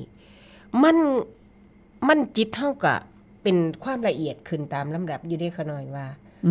เพราะว่าหยังว่าติโยงกลับขึ้นมาหาตัณหากิเลสตัณหาความอยากได้อยากมีอยากเป็นอีหยังต่างๆที่มันสุมหัวเฮาอยู่นี่ซับซ้อนวุ่นวายมันต้องผ่านมามันก็จังเย็นลงตามลำดับอยู่ได้ขน้อยว่าแต่ก็อาศัยสมาธิอยู่ของเมซี่นี่ก็ตั้งใจตั้งเจตนาไว้ให้มันคงไว้ก็เฮ็ดไปตามเพิ่นสอนโลดจังซี่นะเอาแบบนี้ดีกว่าครับเอาเฮ็ดจังใดก็ได้ที่มันก็ได้ระวังตัวคันเฮาบ่ระวังมีปากก็เว้าให้คนเครียดก็ได้แม่นบ่ล่ะพ่อแต่เฮาตั้งเจตนาไว้แล้วว่าสิอันใดมันบ่ดีก็บ่เฮ็ดจังซี่นะบ่เว้าบ่คิดจังซี่นะมันสิคิดก็ต้องตัดสิแต่ว่าแยกกายสังขารยังบ่เป็นเด้ที่แรกก็แยกยังบ่เป็นครับแยกบาปแยกบุญซะก่อนของเมซี่นี่ก็มาแยกตัณหาราคะฟังนี่เป็นฟังโลกิยะฟังตัณหาอยากอันนี้เป็นอยากไซมักขน้อยสิเอาชัดเจนมองนี้แม่นบ่ล่ะความมาฟังนี่มันตัดได้ง่ายคันผู้ใดมีนิสัยมักคือขน้อยนี่ก็เฮ็ดได้อยู่ว่าครับตัณหาอยากแบบนี้เห็นอาการเด้แต่ละอันนี่ต้องเห็นอาการเขาเบิดอาการตัณหาอยากได้อยากมีอยากเป็นมันห่อนมันล้นซับโซนูนไว้นั่นหมายถึงฝึกมาระดับหนึ่งเห็นจิตตัวเองแล้วมันสามารถเฝ้าค่อยจอบเบิ่งแล้วครับบ้านนี้อยากแบบนี้อยากตัณหาอาศัยหลักวิชาการที่เฮาฝึกเรียนมาแล้วก็อาศัยที่เฮาจอบเบิ่งเห็นภาวะตรงนี้นำครับช่วยกันหลายอันอยู่เด้มันจังได้ว่าอยู่ซื่อๆนั่นสักแต่ว่านี่ยังบ่แม่นธรรมดามันได้เด้อที่นี่ก็มาฝึกกันต่อค่ะเพราะสิเข้าใจแล้วละมันก็เริ่มต้นจากสิ่งเล็กๆน้อยๆนี่ล่ะไปเอาน้อยๆนี่มันสิมีโอกาสนึงเวลานึง ฮู้เองอันนั้น เวลาหนึ่งมันจะหู้เอง ค่ะ นะครับ จิตเฮาสีพองใสใสปิ้งดังที่ผมว่าล่ะบ่มีหยังเข้ามากระทบ เพราะว่าเฮาตื่นนอนใหม่ ค่ะ ประสาทได้รับแล้ว เกิดพลังงาน ค่ะ ที่จะเบิ่งแล้วขึ้นมามัน จิต ก็บ่ เฮา มีหยัง กิเลสยังบ่ทันได้ยุ่มเข้ามา พอเราก็ถามว่าจิตบริสุทธิ์ยามใดบริสุทธิ์ยามตื่นนอนผมนี่ บริสุทธิ์ย่ำตัวใดเฮาเห็นโทษ เห็นกิเลสมองหันมันยังบ่บริสุทธิ์เบิดกะยา แต่ขอสบาย ครับ อยู่โล่งโปร่งสบายคันว่าซั่นจิว่าบ่สุขหลายก็บ่ได้สุขหลายมันสิหลงไป สุขแบบปราโมทย์บ่ติดบ่ของกับอันใดโล่งโปร่งสบายซุมื้อนี้มักจัง ครับ ซี่ ครับ ตื่นขึ้นมายามนอนก็แค่โล่งโปร่งสบาย มีกิจอันใดก็เฮ็ดไปคันมันไปของไปหยังก็แปลว่าบ่โล่งโปร่งสบายตัว สุขปราโมทย์น่ะสุขหน่อยๆแต่สุขโล่งโปร่งสบายนั่นอาศัยลักนี่มาเทศตัวเองเด้ โล่งโปร่งสบายมันก็มีได้อยู่ อืม การปฏิบัติธรรมนี่แหละครับ ค่ะ อีหยังสิมาสู่ความสุขจากความสงบบ่มีหรอก แม่นว่า นี่ แม่ เขาว่าได้ สุขเกินนี่ ตัว บ่ นี้ มี นี่ก็แน่นอนขึ้น ครับ มา ผม ระดับหนึงเด้ ใช่ เออ ไป แต่ หา ก็ยั ซื้ ง ออยู่ อีก ตลาดก็บ่มีเงินจักล้านก็ไปซื้อก็บ่มี บุญบ่มีขาย ต้องฝึกด้วยตัวเอง เออ หลวงพ่อเพิ่นบอกเฮาหลวงพ่อวิระเพิ่นบอกเฮาเป็นธรรมะที่สูงขึ้น ค่ะ คือย อดมันเลยแล้ว เป็นคนสมาธิทิมีแล้ว ค่ะ แม่นบ่แม่ ค่ะ รู้รักรับผิดชอบ แม่นบ่ บ่ต้องไปคุ้มมันดอกสมา มาเห็น สมา ชอบ ธิทีนั่น ในการเห็น เอ๊ะแต่ ช มัน อบ ถูก นี่ โล ก็ ด ผ่านจากตรงนี้ไปแล้วเพิ่นยังบอก วิธีฝึก ค่ะ วิธีฝึกไทเฮานี่ก็ต้องฝึกเอง เออ สิเห็นคือหลวงพ่อคุณก็ต้องไปฝึก ก็เพิ่นก็ฝึกมาจ แม่ น นบ่ เมื่อย เพิ่นบอกได้เท่านี้ จนแตกอีหลี แต่เฮายังบ่เข้าหูเลย แต่ว่า บ่ฮู้จัก กะยาเฮาเชื่อมั่นลงไปแล้ว ว่ามีความเหลื่อมใสพระพุทธพระธรรมพระสงฆ์แล้ว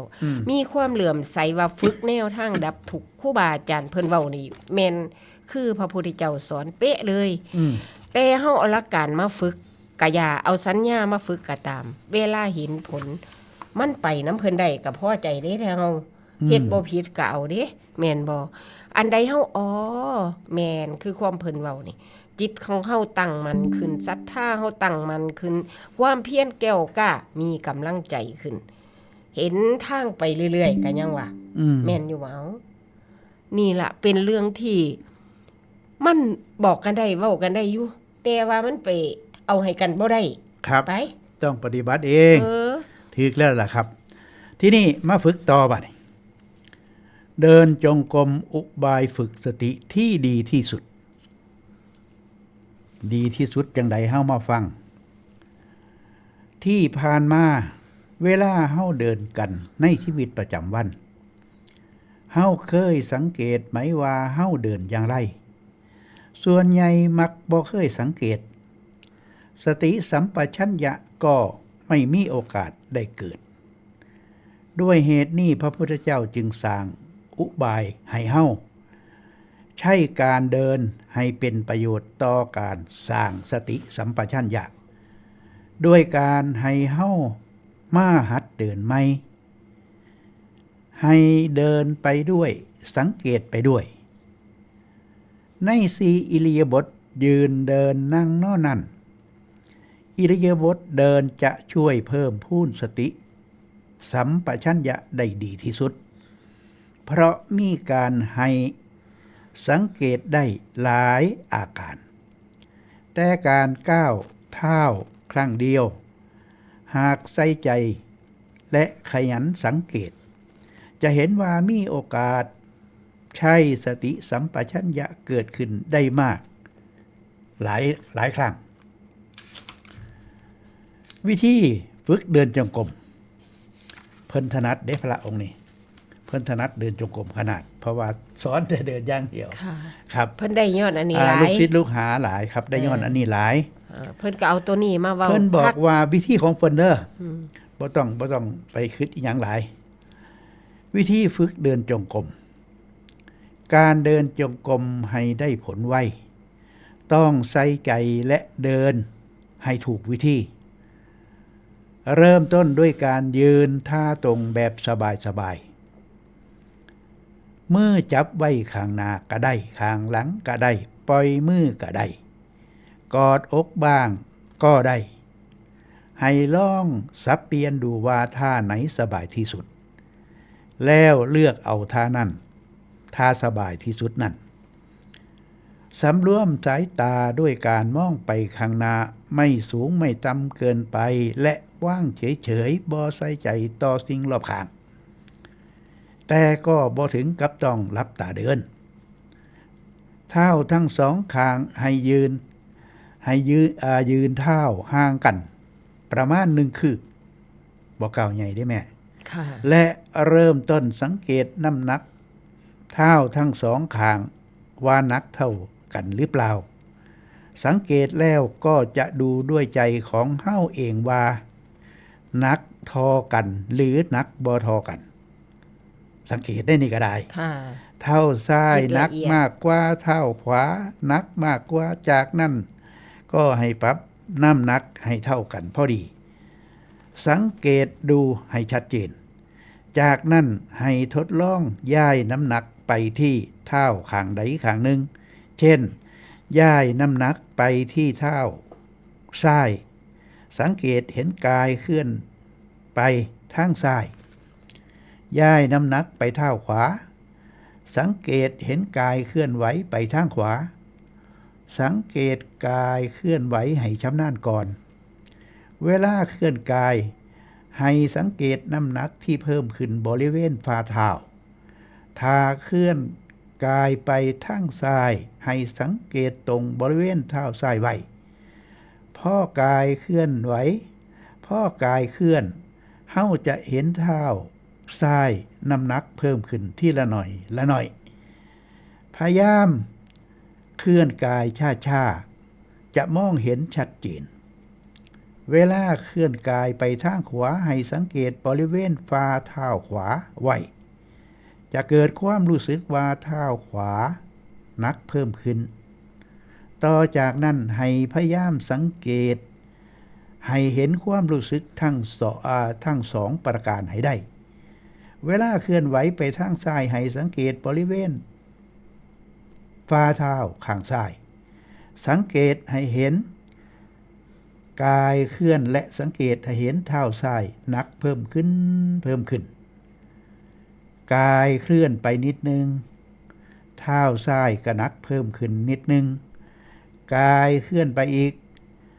เท้าซ้ายก็นักเพิ่มขึ้นไปอีกสังเกตจนกระทั่งรู้สึกตึงๆที่เท้าซ้ายแล้วสังเกตให้ชัดเจนว่าตึงณบริเวณส่วนใดของเท้าซ้ายขาซ้ายจากนั้นย้ายไปสังเกตเท้าขวาสังเกตเห็นฝ่าเท้าแล้วเคลื่อนกายไปทางขวาช้าๆจะเห็นเท้าข้างขวานักเพิ่มขึ้นเห็นกายเคลื่อนนิดนึงเท้าขวานักเพิ่มขึ้นอีกนิดนึงสังเกตไปจนเท้าขวาตึงเบื้องต้นสังเกตให้ท่านเท่านี้ก่อนต่อจากนั้นจึงคอยฝึกสังเกตกายเดินวิธีเดิน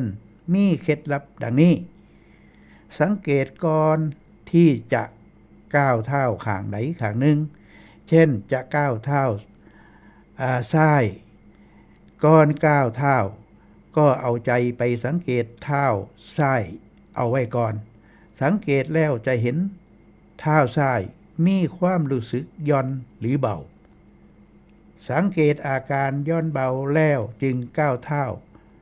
จะรู้สึกก้าวได้ทันพ่อก้าวเท้าแล้วว่างเท้าบนพื้นอย่าด่วนเคลื่อนกายตามเท้าที่เท้าไปเร็วนักให้สังเกตที่บริเวณเท้าซ้าย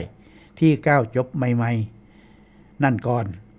แล้วจึงค่อยๆเคลื่อนกายไปอย่างช้าๆยิ่งช้ามากยิ่งดีเฮาจะมองเห็นกายเคลื่อนไปข้างหน้าและบริเวณที่ฝ่าเท้าข้างหนึ่งจะรู้สึกหนักเพิ่มขึ้นขอให้เฮาสังเกตไปจนกระทั่ง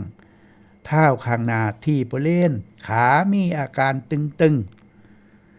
รู้สึกว่าตึงณบริเวณส่วนใดส่วนหนึ่งแล้วเฮาก็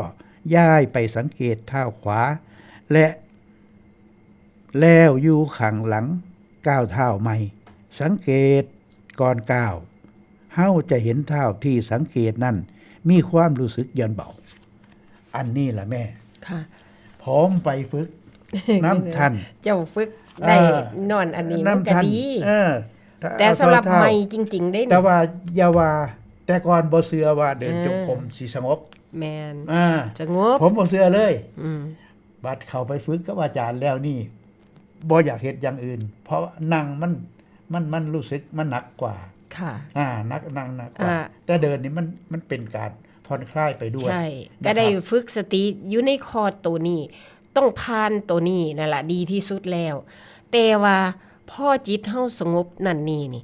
ของเมซี่ที่แรกก็ฝึกนำครูบาอาจารย์เพิ่นพาเดินก็เดินไป ช่วงแรกก็เดินเอาชั่วโมงก็ยังว่า อืม มื้อนี้เฮาสิเดินจงกรมนอนเมื่อยามใดสิลุกไปจำศีลอยู่วัดก็ได้ อายุ30 ปีจื้อได้คักย่างสิให้มันได้2ชั่วโมงมันบ่ทันได้พอ2ชั่วโมงแล่นมาเบิ่งนาฬิกาเหลืออีก30นาทีโลดไปเบิ่งไปย่างอีกให้มันพอ2ชั่วโมงเบิ่งบาดนี้ก็ฝึกอยู่หั่นละได้แน่บ่ได้แน่บ่รู้เรื่องกับมันปานใดไปฟังเทศน์หลวงตาบัวช่วงนั้นหลวงพ่อบ่ทันได้มาดอกเอาเพิ่นก็เว้าพวกเดินจงกรมผีบ้าว่าซั่นเดินจงกรมเอานาฬิกาว่าซั่นโอ้ย ปิ้งเลยค่ะ นาฬิกา พวกเดินเอานาฬิกา เนี่ย เฮานี่ผู้หนึงไปเดินเอานาฬิกาเบิ่งแล้ว ครับ เฮาก็ฟังบ่ถอยอันด้านฟังนี่ให้ฟังแท้ๆดิให้ศึกษาดิทั้งอ่านทั้งเรียนโยงไปใส่ในปริยัติของเพิ่นก็เฮ็ดให้มันรู้ปริยัติก็ออกสู่ปฏิบัติทุกรูปแบบนั่นล่ะแม่นบ่ล่ะปฏิเวทหมายถึงผลที่มันจะออกมาให้เฮาชมเฮาเห็นเฮามีอีหยังดีๆ ที่จะเข้าใจเท่านั้นเด้ ครับ คือครูบาอาจารย์เพิ่นสอนว่างจิตว่างก็ฝึกเป้าหมายเท่านั้น แต่เฮาสิหาอุบายใดเดินตามทางสายใดจังสิได้ไปพ้อตัวนั้นจังซี่เฮาก็เฮ็ดไปเรื่อยๆนะคะ แต่ว่ามันมีแต่อยู่ว่าเบื้องหลังคือความโลภความโกรธความหลงตัณหาราคะโยงไปใส่ที่เพิ่นเว้าว่าบ่มีสัมมาทิฏฐิน่ะก็เอาหัวขอมากางใส่พ่อเอ้ยสีกของโลกิยะก็10อย่างเฮาผ่านหรือบ่ผ่านเมซี่สิเล่นมักจังซี่ได้ทีแรกน่ะ ครับ สีกของโลกุตระ10คือกัน เอามาผ่านขนวดกะยิบเอามา3อย่างสัมมาทิฏฐิสีวิจิกิจฉาสีละพัตตปามาสฝึกอยู่หัน2อย่างตั้งเป็น10ปีพุนละ ครับ แต่บัดมาหาหลวงพ่อมาฟังมาคิดมาเฮ็ดน้ำเพิ่นห่วยคันแม่นละตัวตนได้เราบ่ได้หาไปหาจอบเบิ่งนกเข้าห้องอันนั่นอันนี้เฮ็ดจังได๋แต่ตั้งมันเด้เฮาต้องเฮ็ดคือเพิ่นเว้าโลดได้มั่งบ่ได้มั่งก็อย่าเฮ็ดไปเรื่อยๆ เฮ็ดไปเรื่อยๆครับ แต่วิธีของไม่ใช่กสิเจาะเบิ่งว่า ความสับสนวุ่นวายมันอ่อนโตลง ความทุกข์ลดลง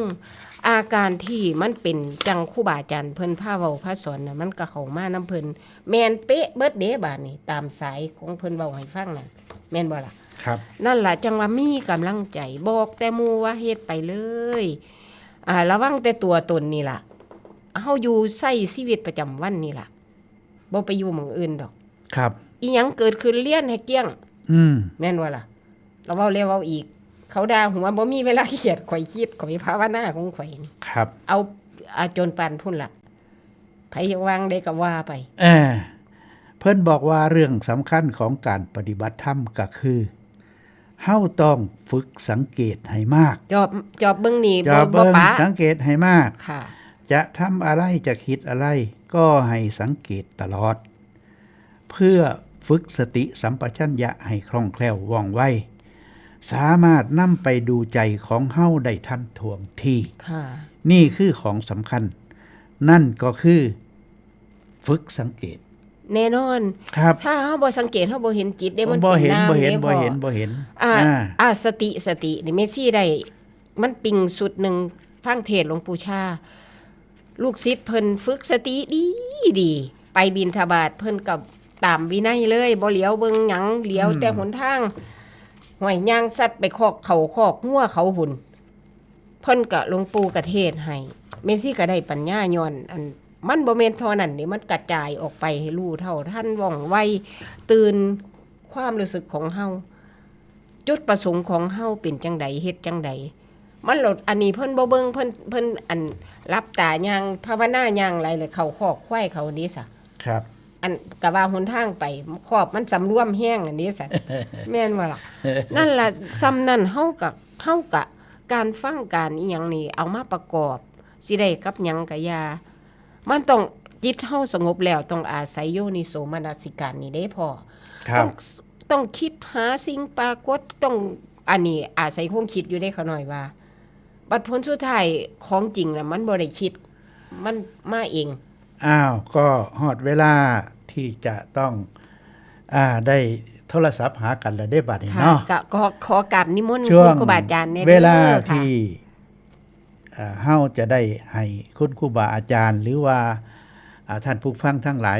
จะโทรเข้ารายการ เพราะว่ามื้อนี้เป็นมื้อแรกอาจจะบ่มี ค่ะ เสียงโทรศัพท์ก็บ่เป็นหยัง นิมนต์ครูบาอาจารย์ นะครับ แต่เก่าเพิ่นโทรมา ร่วมรายการ เพิ่นว่าเพิ่นได้วิทยุใหม่อยู่ หลวงพ่อซ่า หลวงปู่เพ่งก็บ่เห็นกันโดนแล้ว หลวงปู่เพ่ง หลวงปู่เพ่งก็บ่เห็นโดนแล้ว เพิ่นบอกว่าสบายดีอยู่ได้ล่ะ สบายตลอด โอ้ฝึกบ่สบายนี่ พ่อ กั ใหญ่ น เพ่ง หนาว ส เด้ บายตลอด อายุ80ปลายแล้วสบายตลอด มาหาหมองบ่ยากยังสิบ่ยากอยู่อย่ามาอยู่วัดกันหน่อยเราแบบนี้ เว้าต่ออีกจักหน่อย ค่ะ ไปเรื่อยๆเนาะ ค่ะ การมีสติสัมปชัญญะอยู่กับตัวตลอด จะเฮ็ดให้เฮามีบุคลิกภาพดีขึ้น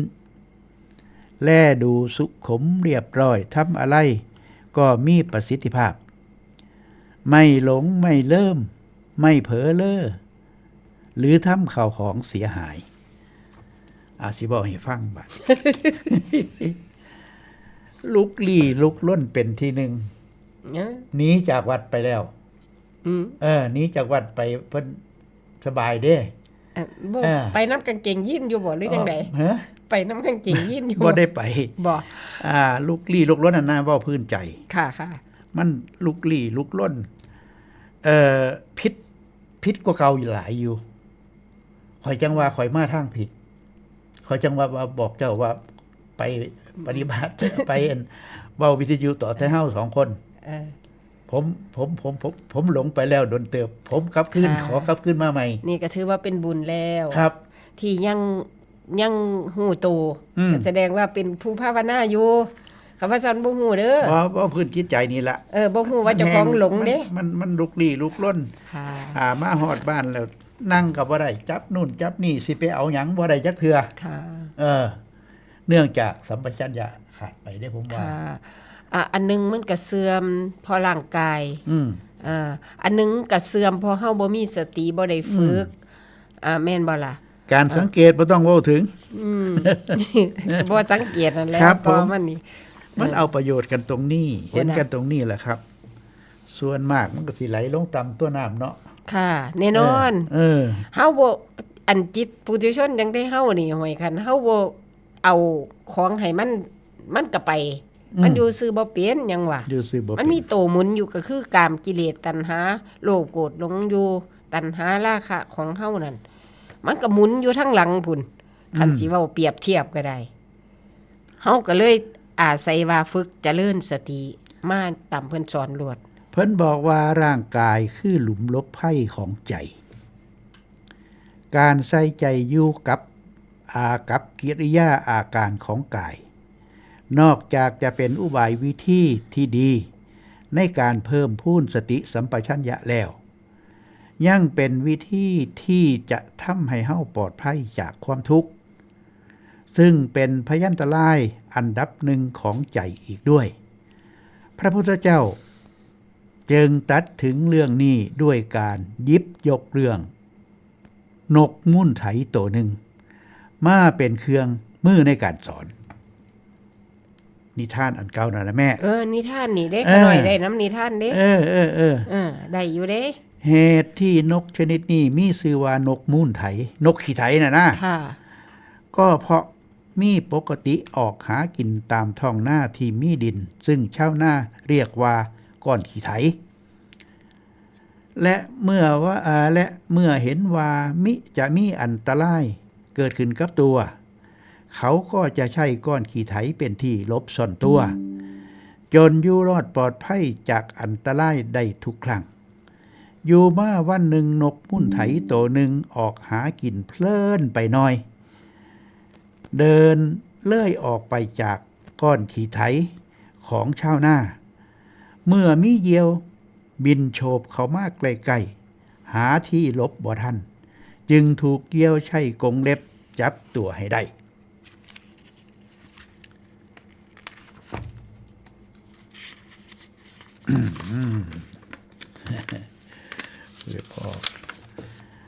เมื่อหู้โตว่าเหยี่ยวจับได้แล้วนกมุ่นไถก็ได้แต่พร่ำลำพันเสียอกเสียใจว่าบ่น่าเลย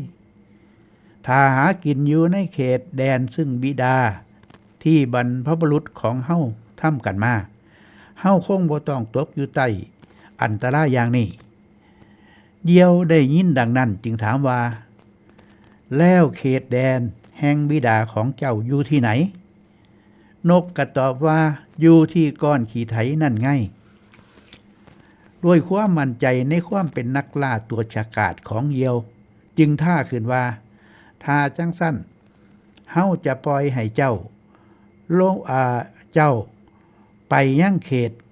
ดินแดนแห่งบิดาของเจ้าแล้วคราวนี้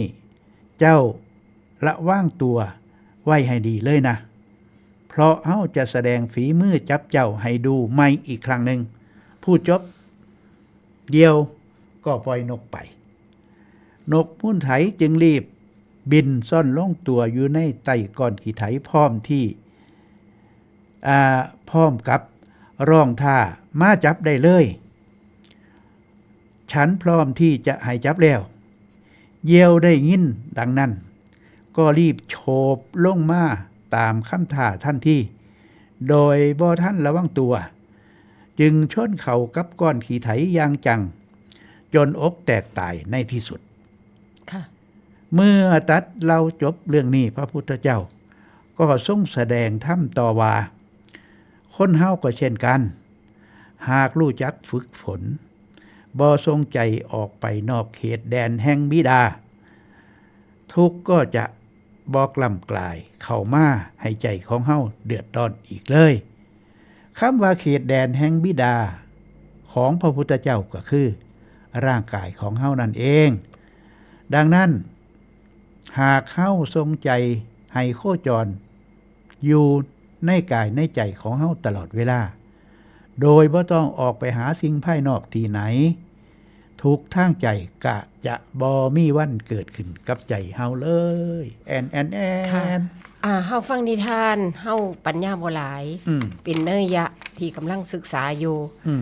นิทานอันนี้ค่ะจับเอามาปิ่นก็เห็นอาการพร้อมเด้เฮาภาวนานะแม่นบ่ล่ะมันก็จะรู้จะเห็นว่า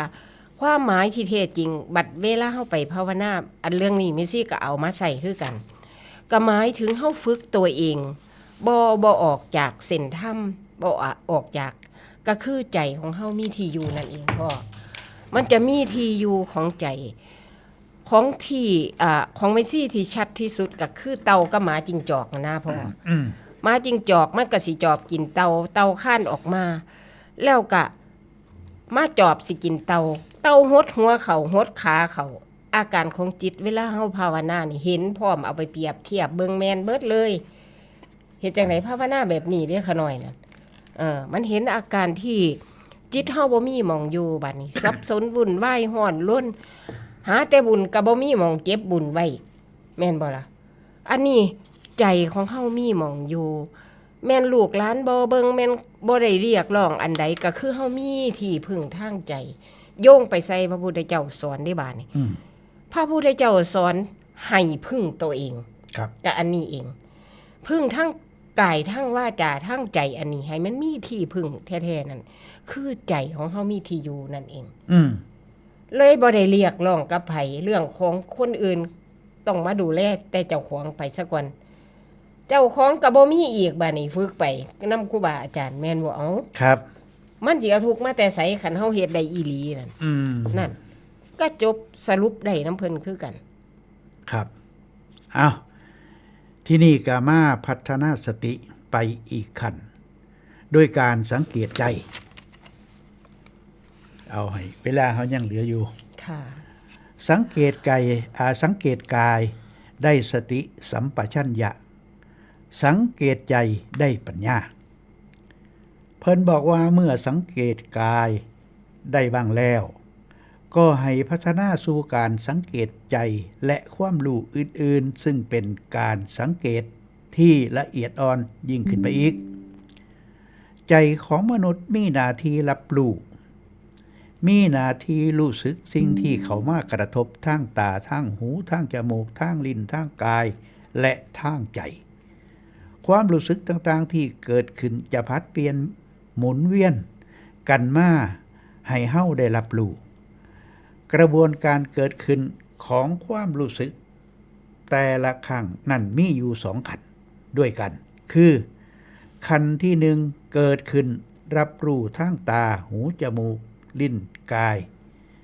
แล้วกระบวนการรับรู้ขั้นที่2ก็คือความรู้สึกทางใจจะเกิดขึ้นติดตามมาอีกซึ่งความรู้สึกทางใจจะเกิดขึ้นนี่เองคือสิ่งที่เฮาต้องให้ความสำคัญเพราะสามารถเกิดขึ้นในลักษณะของปัญหาก็ได้หรือเกิดขึ้นเพื่อยุติปัญหา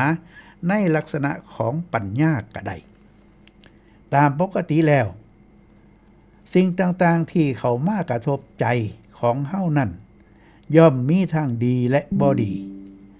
หากมีสิ่งดีๆมากระทบความรู้สึกดีๆก็มักจะตามมาแต่หากมีสิ่งบ่ดีมากระทบความรู้สึกที่บ่ดีก็มักจะตามมาขั้นตอนสำคัญอยู่ตรงที่ว่าเฮาจะบริหารจัดการกับความรู้สึกที่เกิดขึ้นได้อย่างไรหากเฮาสังเกตความรู้สึกที่เกิดขึ้นครั้งแรกได้ทันเฮาจะบ่หวั่นไหวจริงไหมแม่แม่นแท้ๆความรู้สึกสามารถจัดการความรู้สึกที่เกิดขึ้นได้อย่างถูกต้องและสามารถทำความรู้สึกเหล่านี้นั่นให้ยุติลงก่อนที่จะกลายเป็นปัญหาใดเมื่อมีความรู้สึกเกิดขึ้นหากเข้าบ่สังเกตอีกแล้วป้าบ่ได้ปล่อยใจให้มั่วไปเพลิดเพลินไปกับวัตถุสิ่งของภายนอกต่างๆที่เฮามองเห็นได้ยินได้กลิ่นได้รสได้ลิ้มรสได้สัมผัสและรู้สึกจนลืมสังเกตใจแล้วก็มักจะอดบ่ได้ที่จะคิดปรุงแต่งต่อไปอีกยืดยาวเช่นเฮามองเห็นกาน้ำห้อนไป1 แก้วก็จบแล้วเราจะมองเห็นกาน้ำห้อน1 ใบแล้วก็ไปจบแค่นั้นกลับเพิ่นไปดูรูปลักษณ์ของลักษณะของกาแล้วก็ต่อไปอีกว่ากาใบนี้ผลิตที่ไหนราคาจักบาทมีขายอยู่หม้องใด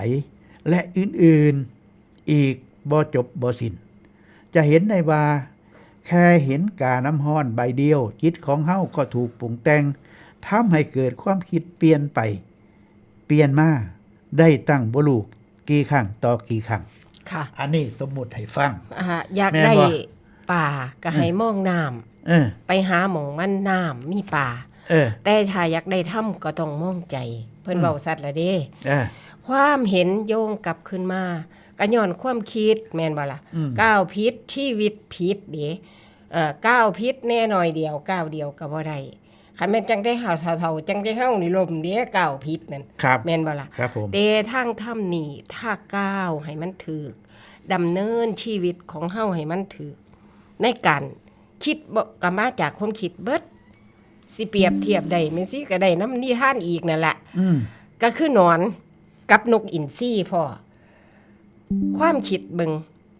นอนนกอินทรีบินอยู่ฟ้าพุ่นเลี้ยวขึ้นไปนอนน่ะมึงเด้อเดี๋ยวมึงสิมาเป็นอาหารกูจักมื้อนอนคิดแต่นกอินทรีก็มองเห็นหนอนแล้วมึงต้องเป็นอาหารของกู นั่น เออ เห็นบ่ เออ ก็หมายถึงความคิดคนละอันมันกับคิดไปตามอัตภาพของไผของมันนั่นล่ะคือความเห็นโยงกลับขึ้นมามันอยู่ที่ความคิดเท่านั้นสิคิดชั่วก็ได้เฮ็ดชั่วสิคิดดีก็ได้เฮ็ดดีสิคิดปล่อยว่างสิคิดไปทางไส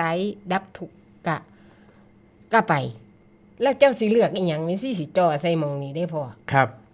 ก็สิจ่อเอาตามครูบาอาจารย์เพิ่นสอนพระพุทธเจ้าสอนนี่เด้ อืม มันได้บ่ได้อีกเรื่องหนึงข่อยสิเฮ็ดจังซี่ก็สิว่าไปท้าทายกับมันจักหน่อยแม่นบ่ ครับ ก็ย้อนความคิดอันนี้เด้ความเห็นอันนี้เด้ เพิ่นบอกว่าและเมื่อมีการปรุงแต่งจนได้ทีแล้ว ใจก็มักจะสำคัญคิดมันหมายต่อไปด้วยการรู้สึกว่าชอบใจหรือขัดใจในสิ่งนั้นๆ เช่น เมื่อคิดถึงกาใบนั้นมากเข้าก็เริ่มคิดว่าชอบกาใบนั้นขึ้นมาและอยากได้มาเป็นของตัวเองบ้างสักใบนั่นเป็นเพราะเฮ้ามั่วแต่เพลินกับการทรงใจออกไปข้างนอกถ้าไม่เกิดความคิดใหม่ปรุงแต่งใหม่จนกระทั่งเลยเถิดไปถึงการเกิดความชอบหรือขัดใจขึ้นมาทำให้ใจรุ่มร้อนในการไขว้คว้าและพักใสอยู่ตลอดหากเข้ามั่วแต่ปล่อยใจให้เพลิดเพลินอยู่อย่างนี้เฮาก็จะเสี่ยงต่อการปรุงแต่งและเสี่ยงต่อการตกเป็นทาสของความรู้สึกชอบใจและขัดใจบ่ฮู้จักจบสิ้นเอาเบิ่งแม่ ค่ะ บัด ตัวนี้บ่ต้องไปบังคับอีหยังคู่เข็นมันดอก เดินทางมาเลยคือพระพุทธเจ้าสอนเลย สัพพปัสสะกาลนั่งการบ่ทำบาปทั้งปวงมาตามสายเลยกุศลสู้ปัสสัมปัทธาบำเพ็ญคุณงามความดีกุศลให้ถึงพร้อมโลดอันใดมันบาปอย่าเฮ็ดเอาจังซี่ปักหลักไว้มาภาวนาแม่นบ่ล่ะภาวนากับหูกับฟังอยู่กับศีลกับธรรมจิตใจเฮาควักไขว่อยู่เฮ็ดไปเรื่อยๆก็จังมาแยกบาปแยกบุญแยกคุณแยกโทษเข้าไปเฮาสมควรพ่อเข้าใจอริยสัจเห็นทุกข์เห็นภัยมันก็เห็นไปเรื่อยๆเห็นหลายลำดับเด้ไผสิบ่เห็นได้มาแล้วมันเสียไปนี่ก็เป็นคือความเพิ่นว่าล่ะเด้แม่นบ่ล่ะแต่เฮาบ่ยอมบ่อยากให้มันเสียแม่นบ่ล่ะ ครับ ก็เฝ้าสังเกตจอบเบิ่งใจเจ้าของมันบ่ได้รูดดอกคัดไปมันคัดข้อคนกับคัดหมอคัดให้มันขาวสะอาดไปนี่สิเปรียบเทียบไปทุกอันเพราะสั่นมันบ่ยอมฝึกไปจังซี่ล่ะก็จังพ่ออยู่พ่อกินแน่ก็บ่ได้เสียดายชีวิตเด้ล่ะมันสำบายกว่าเก่าก็สิว่านี่แม่นบ่ ครับ สำบายย้อนมันเฒ่าตัวคันขี้ข้านก็ว่าข่อยเฒ่าเด้ แม่นอยู่เอาอันก้าวพิษก้าวชีวิตพิษมันล่มเด้ก็บอกเจ้าของตัว ครับ เพิ่นบอกว่าแต่ถ้าเฮาสามารถสังเกตความรู้สึกที่เกิดขึ้นในใจได้ทันท่วงทีก่อนที่ใจจะหลงไปสนใจสิ่งภายนอกเช่นเมื่อเห็นดอกไม้แทนที่จะมั่วแต่ใส่ใจรูปร่างหน้าตาลักษณะความสวยงามของดอกไม้ก็รีบย้อนกลับมาดูใจมาใส่ใจกับความรู้สึกของตัวเองว่าเมื่อใจรับรู้ในการเห็นดอกไม้แล้วต้องสังเกตความรู้สึกในการเห็นนั่นให้ได้หรือใจรู้สึกอย่างไล่ต่อต้องสังเกตความรู้สึกนั่นด้วยการฝึกดูใจแบบนี้จะทำให้เฮาเข้าถึงและรู้เท่าทันความรู้สึกของตัวเองก่อนที่ความยินดียินร้ายจะเกิดขึ้นและสร้างปัญหาให้กับเฮาหากเฮาตั้งใจสังเกตสิ่งที่เกิดขึ้นจริงๆภายในใจขณะที่เฮากำลังมองกาน้ำห้อนและดอกไม้เฮาจะเห็นว่าเมื่อรูปกระทบตามาให้ใจได้รับรู้แล้วรูปนั่นก็จะดับไปจากใจเพราะความจริงแล้วรูปเสียงกลิ่นรสสัมผัสและท่านมารมทุกอย่างที่มากระทบตาหูจมูกลิ้นกายใจของเฮานั้นเมื่อกระทบแล้วรู้สึกแล้ว ย่อมดับไปหมดเหลือแต่ความว่างเปล่าหากเข้าสังเกตจนเห็นจริงดังนี้เรียกว่าการดูใจของเฮาเป็นไปอย่างถูกต้องตามจุดมุ่งหมายที่เฮาต้องการให้รู้แล้ว ค่ะ แม่ครับ เว้าจากประสบการณ์นี่เฮาก็ฝึกมาลำดับหนึ่งแล้วก็คือเฮาเห็นทุกข์มาระดับหนึ่งได้พอ คือมันบ่อยากทุกข์เด้แม่นบ่ล่ะเฮามันบ่อยากเห็นทุกข์มันบ่อยากทุกข์อ่ะก็เลยต้องวางไปในตัวระดับหนึ่งเด้ขน่อยว่า แม่นบ่ล่ะคือลักษณะว่ามันซ่อนความรู้สึกไว้เลย เวลาใดมาแน่ๆอย่าดีใจร้ายคันมันสิเสียไปก็เสียไปรวดก็ย่ามันดอกเฮามีกำลังในใจว่าอีหยังก็เสียไปก็เสียชีวิตเฮายังมีอยู่หาได้ก็หาใหม่ก็ได้มันก็เอาทั้งโลกเฮามาซอยก็ได้ฟ้าวตัดใจคิดได้อันซ้ำใดก็ตัดออกไปให้ไวที่สุดเฮาแยกได้ละเด้นี่ฝ่ายตัณหานี่ฝ่ายความบ่เที่ยงเห็นสมมุติและวิมุตติมาระดับหนึ่งแล้วแม่นบ่แล้วเฮาเห็นสมมุติแล้วแหละแต่กี้นี่เฮาจะไปเบิดพวงเลยใจเฮาศูนย์ก็ศูนย์เลยเสียก็เสียคักแต่บัดนี้เฮาสอนดิมาโยงไปใส่ในการเดินอริยมรรคมีองค์8ของเฮามันมีบริวารคือครูบาอาจารย์เพิ่นสอนเด้ครับมันเว้นซัวมาแล้วมันมีคนโตตัดซอยเฮาเลยมีอีหยังแวะบ่ได้เลยครับมันก็จังสิมาอยู่ภาวนาง่ายขึ้นพอใจบ่พอใจเบิ่งซ้ำนี้ก็จบแล้วแต่ละมื้อละเว้นนั่นครับผมแซ่บก็ฮู้อยู่เด้ว่ามันแซ่บแม่นคือความครูบาอาจารย์เพิ่นสอนเด้แต่ว่าแต่เก่านี่โอ้ยบ่แซ่บเฮ็ดเมียเจ้าเฮ็ดให้กินบ่แซ่บเจ้าก็ด่าเมียเจ้าแม่นบ่นั่นล่ะบัดนี้กินหยังก็กินเป็นหยังคือเก่าล่ะแม่นบ่จังสิเว้าแบบนี้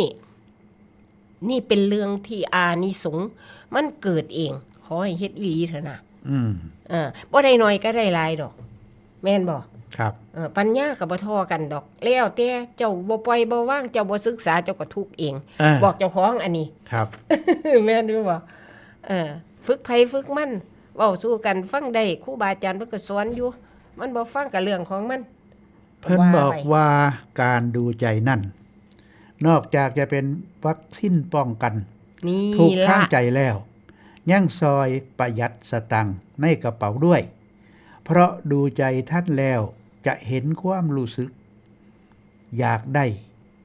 ดับว่างไปจึงบ่ต้องเสียสตังค์ซื้ออะไรมาตอบสนองใจครับการรู้ใจสังเกตใจนี่โอ้ยสำคัญแล้วเรื่องของจอบเบิงของแม่นี่เอามันก็มาน้ำเพิ่นได้ที่แรงเฮาบ่รู้หลักธรรมแต่ว่าเป็นหยังมันก็มีวิธีฝึกอยู่แม่ซุมเจ้าเฝ้าคอยสังเกตซุมเจ้าก็จอบเบิ่งคือเก่าซุมเจ้าจอบเบิ่งใจซุมเจ้าก็มาไปเฝ้าคอยสังเกตคันบ่เห็นจิตเห็นใจเจ้าของเฮาสิไปรู้อริยสัจบ่แม่นบ่อริยสัจเฮารู้ทุกข์เนี่ยเฮาบ่อยากทุกข์นี่เดี๋ยวมันก็เปลี่ยนไปแล้วทุกข์ฟรีๆแม่สิคิดแบบนี้ครับเจ้าเฮ็ดไซเวไว้เฮ็ดโจโลไว้แล้วก็อย่าเผาให้เผายากอดเอาหั่นเฮาเฮ็ดหยังบ่ได้ก็ได้จนว่าเห็นอาการจิตของเจ้าของมันไปหาคนทุกข์คนยากจังได้เข้าใจคำเว้าครูบาอาจารย์ว่าจิตออกนอกเป็นสมุทัยว่าซั่นย่ามมันสิเข้าใจมันก็เข้าใจแม่นบ่มันก็เป็นสมุทัยตัวเรื่องของคนอื่นมันก็ไปเอามาทุกเรื่องมันก็เอามาเผาเจ้าของอยู่แม่นบ่พ่อครับบาดนี้วิธีจอบเบิงอีกแนวหนึ่งของแม่ชีว่าเรื่องของคนอื่นสิหน่อยลงเฮาปฏิบัติถึงมันจะเป็นแบบนี้คิดเอาเองมองนี้เอาฝึกปฏิบัติเด้ฝึกปฏิบัติไปเรื่องของคนอื่นหน่อยน้องเหลือแต่ของเจ้าของให้หลายนอกเรื่องของอันเจ้าของก็สิหน่อยลงอยู่ได้ค่ะหน่อยว่าบ่ได้สัมมาทิฏฐิยามาว่าซั่นหลวงพ่อว่าแม่นความเพิ่นนั่นแหละมันสอนยากมันยังโง่อยู่มันก็ต้องเฮ็ดให้มันถูกนี่ล่ะ มันได้เองสัมมาทิฏฐิน่ะขอให้เฮาเฮ็ดให้มันแม่นหั่นล่ะเดินมักมานำเพิ่นเลยครับไปเรื่อยๆตามศีลสมาธิปัญญามาเลยสอนกันไปเรื่อยๆมันบ่ซ้ำกันได้คนเฮาแม่นบ่โอ้ย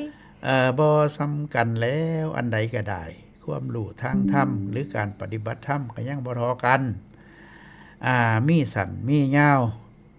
มีขาวมีดำไปเบิดคู่อันคู่แนวนั่นล่ะแม่ชีเอ้ยค่ะ ฝึกเท่านั้น แต่ว่าเรื่องของเฮานี่เป็นจังซี่เด้บัดนี้ ค่ะ เรื่องของเฮานี่มีวิธีฝึกสังเกตใจเด้ในตำรับตำรา อาจารย์ได้ เฮา พิ่นก็ มา บก อ่านไปแล้วมา จังซี่ วิเคราะห์สู่กันฟัง ค่ะ หรือญาติธรรมผู้ใดอยากจะเข้าร่วมก็สามารถโทรเข้ามาได้ ค่ะ คุณแม่แตนเด้ เออ เพิ่นก็แฮงเสีย อยู่ ดาย ทาง พ่อ ไกล อยู่ แม่ ว่า นั่น เศร้า ตอนที่ผมหยุด ค่ะ ไปดนเติบมันละแม่นั่นก็โทรตามผม2เทื่อ3เทื่อว่าพ่อใหญ่หลีเจ้าคือบ่มาจัดรายการแน่จักแล้วข่อยว่าบ่มีคนฟังข่อยก็เศร้าเมื่อยซะก่อนตัว บัดมาฮอดสถานีแม่เกดก็เลยบอกว่าเจ้าหยุดดนเกินไปแล้วนะว่าซั่น อืม เดี๋ยวสิตัดเงินเดือนนะ เงินเดือน30วันเจ้าบ่ได้เด้ติ พวกข้าก็ได้มาแล้วบัดนี้ ค่ะ บัดได้มากก็มาสร้างความสุขทางใจให้ญาติให้โยมทั้งหลาย ให้ท่านผู้ฟังทางบ้านได้ฟังอัดฟังธรรม โดยเว้าภาษาง่ายๆอ่านจากหนังสือแล้วก็มาแปลกัน เข้าใจบ่เจ้านี่เข้าใจบ่เข้าใจก็มาฟังต่อไปเด้อเว้าภาษาลาวอาจสั่นแล้ว ไผสอบเดี๋ยวนี้แท้เฮาน่ะกำลังติวข้อสอบ อืม เจ้าสิเข้าห้องสอบน่ะเจ้าไปซอยเจ้าของผู้เดียวโลดไผก็บ่มีไผซอยเจ้า ให้คิดเท่านี้ก็จบแล้ว แม่นบ่ล่ะยามเจ้าสิตาย ออกไป แม่นบ่ ข้างนอกกะบ่คืออยู่ในครับ ใจมันเปลี่ยนแปลงสิ่งแวดล้อมในบ้านในสังคมเฮามันเปลี่ยนไปนะครับ หลายสิ่งหลายอย่างเปลี่ยนไปจนผู้ขาตามบ่ทันเฮ็ดคอมพิวเตอร์ก็สู้เขาบ่ได้ใช้อินเทอร์เน็ตอีหยังต่างๆนานาก็สู้เด็กเล็กเด็กน้อยบ่ได้เว้าภาษาก็คนละภาษาแม่เอ้ย ค่ะ ลูกเต้าเราหลานเฮามันเปลี่ยนไปเบิดแล้ว เรื่องของสู เพราะฉะนั้นสู่ทำบ่ได้ เออ ก่อนสิตายผู้ขาขอมาศึกษาธรรมจนกว่าชีวิตจะหาไม่นั่นละ ก็ว่าจังซั่นล่ะ ยังสิจ เดี๋ยว บกัน เท่านั้นแล้ว เพราะฉะนั้นแล้วนี่ท่านผู้ฟังทั้งหลายเอามาแล้วมาแล้ว ค่ะ อะโล จ้าได้ยินบ่จ้า ค่ะได้ยินอ ได้ ยู่ ยิน แม่ แล้ว ถ้ามาสวัสดีครับคนหาเบอร์บ่เห็น มันโดนหลายโอ้ย ดีใจเด้ ดีใจก็ตึงกิเลสก็ดีใจเนาะ ครับ ดีใจจังซี่มันบ่เป็นหยังดอก ฉันทะ ฟังอยู่ค่ะว่าแม่ฟังอยู่เพราะว่าฟังรายการเพิ่นถ่ายทอดมื้อนั่นล่ะก็เลยจออยู่มื้อนี้ก็เลยเปิดจออยู่ เอามืออื่นฟังอีกเด้อมืออื่นนี่ มื้ออื่นเอาอีกอยู่บ่พ่อ เอาอีกแล้วใจขึ้นแล้วเปล่า โอ้ยขอบพระคุณหลายๆเด้อบ่ดีเด้อคุณแม่ลำดวน เอามืออื่นมาวิธีสังเกต อ่อนๆให้จัดอยู่ ครับ อันรบกวนเท่านี้ค่ะจ้าทำมาสวัสดีเด้อคุณพ่อเด้อ สาธุ สาธุ สาธุจ้า อืมฟัง ครับ ไป นี่แหละ ได้น้ำยัง เพิ่ฟัง กะ กันมีอยู่ ได้น้ำหยังก็ฟังไป หลวงพ่อแห่งว่า โอ้ยบ่มีคนฟังดอกหยุดซะวิทยุนั่นเพิ่นว่าเพิ่นสิเฮ็ดแนวใหม่เฮ็ดวิทยุมันแพงเพิ่นว่า อืม ก็เอาแพงก็มี ผู้ ผู้ส เฒ่า นับ ม่วน สนุน นี่ อยู่ ตาย เด้ ซะก่อน อันผู้เฒ่าวิทยุตายซะก่อนเดี๋ยวจังว่าใหม่เท่าไปซะก่อนติเออ ว้าวเอาเองแม่นบ่เงิน ว้าว เดือนก็บ่มี เออ ก็ยังพอไปได้อยู่เดซั่น เพิ่นเอาให้ก็ นะครับ ว่าเอาได้ยันมันมา บ่ ผลความบริสุท ได้ ธิ์เฮา ผ่าป่ามันก็สิเฮ็ดจังไดล่ะบัดนี้แท้เฮาแม่นบ่ล่ะหยุดไปก็บ่มีผ่าป่าวิทยุเด้ ค่ะ เฮ็ดจังไดจังสิมีค่าไฟ มันก็จบเท่านั้นแล้วนะครับ ค่ะ อ้าวจบบ่ขอจบมื้อนี้ดอกจบมื้อหน้าพุ่นละก็สิว่าต่อไป เอาละครับ บัดนี้ฮอดเวลาแล้วหมดเวลา เดี๋ยว แล้ ไม่ แ เสียขอโอกาสพ่อหน่อยหนึงส่ง อ้าว เสียง เชิญ ไป เชิญ หาอาจารย์แม่ คิดฮอดอยู่เด้อลูกหลานกับแม่บ่สบายอาจจะฟังวิทยุอยู่กับลำลึกหาแม่ ขอ บอก เยี่ยมทาง เรื่อง นี้ กฐิ ก่อน แน่บอกเรื่องกฐิน เอ้า ก่อนแน่ พ่อนี่พ่อเว้าดูนี่ อัน เฮ้ย พระอาจารย์เพิ่นสิเฮ็ดกิจกรรมอีหยังแน่ อ๋อ ค่ะ ประชาสัมพันธ์จักหน่อยครับ ค่ะ งานมุทิตาสักการะพระอาจารย์สังวาลปลักกโม ครบรอบ50 ปี28พรรษา ถวายกุฏิใหม่ วันที่23มีนาคม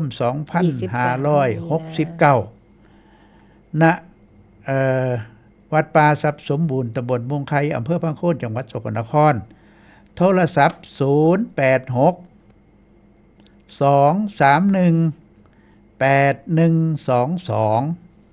นะครับเพิ่นบอกเบอร์ธนาคารมาพร้อมกันผู้ใดบ่ได้ไปอยากโอนสตังค์ก็เอากระดาษมาจดธนาคารกรุงไทยครับ023-030-6444 ตัวเอาไหม023-030-6444 พระอาจารย์สังวาลครับเป็นการแสดงมุทิตาจิตต่อครูบาอาจารย์ที่เพิ่นสอนทำ อันนี้เป็นเรื่องของญาติของโยม ของเฮาก็ให้มาร่วมกันให้ได้วันที่23เด้อครับเด้อวัดป่าทรัพย์สมบูรณ์โพละตำบลม่วงไข่อำเภอพังโคนจังหวัดสกลนครของเฮาครับหมดเวลาแล้วจากล่ากันเท่านี้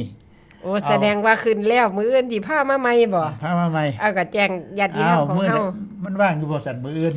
โอ้ยก็ได้เบิดแล้วแต่หัวหน้าสิพามา ผมก็ว่างอยู่บ่ได้ไปไส ค่ะ นอนแงวอยู่บ้านบ่มีเวียกเฮ็ดนั่นแล้ว ให้ทำเป็นท่านสนะกันให้ทั้งปวงอันนี้พ่อก็ยังว่าบ่เศร้าอันนี้ เอาละครับสำหรับมื้อนี้จากล่าเพียงเท่านี้ขอให้ท่านทั้งหลายจงปฏิบัติธรรมให้ก้าวหน้าทุกท่านทุกคน ขอกล่าวคำว่าธรรมะ สวัสดีค่ะ รับ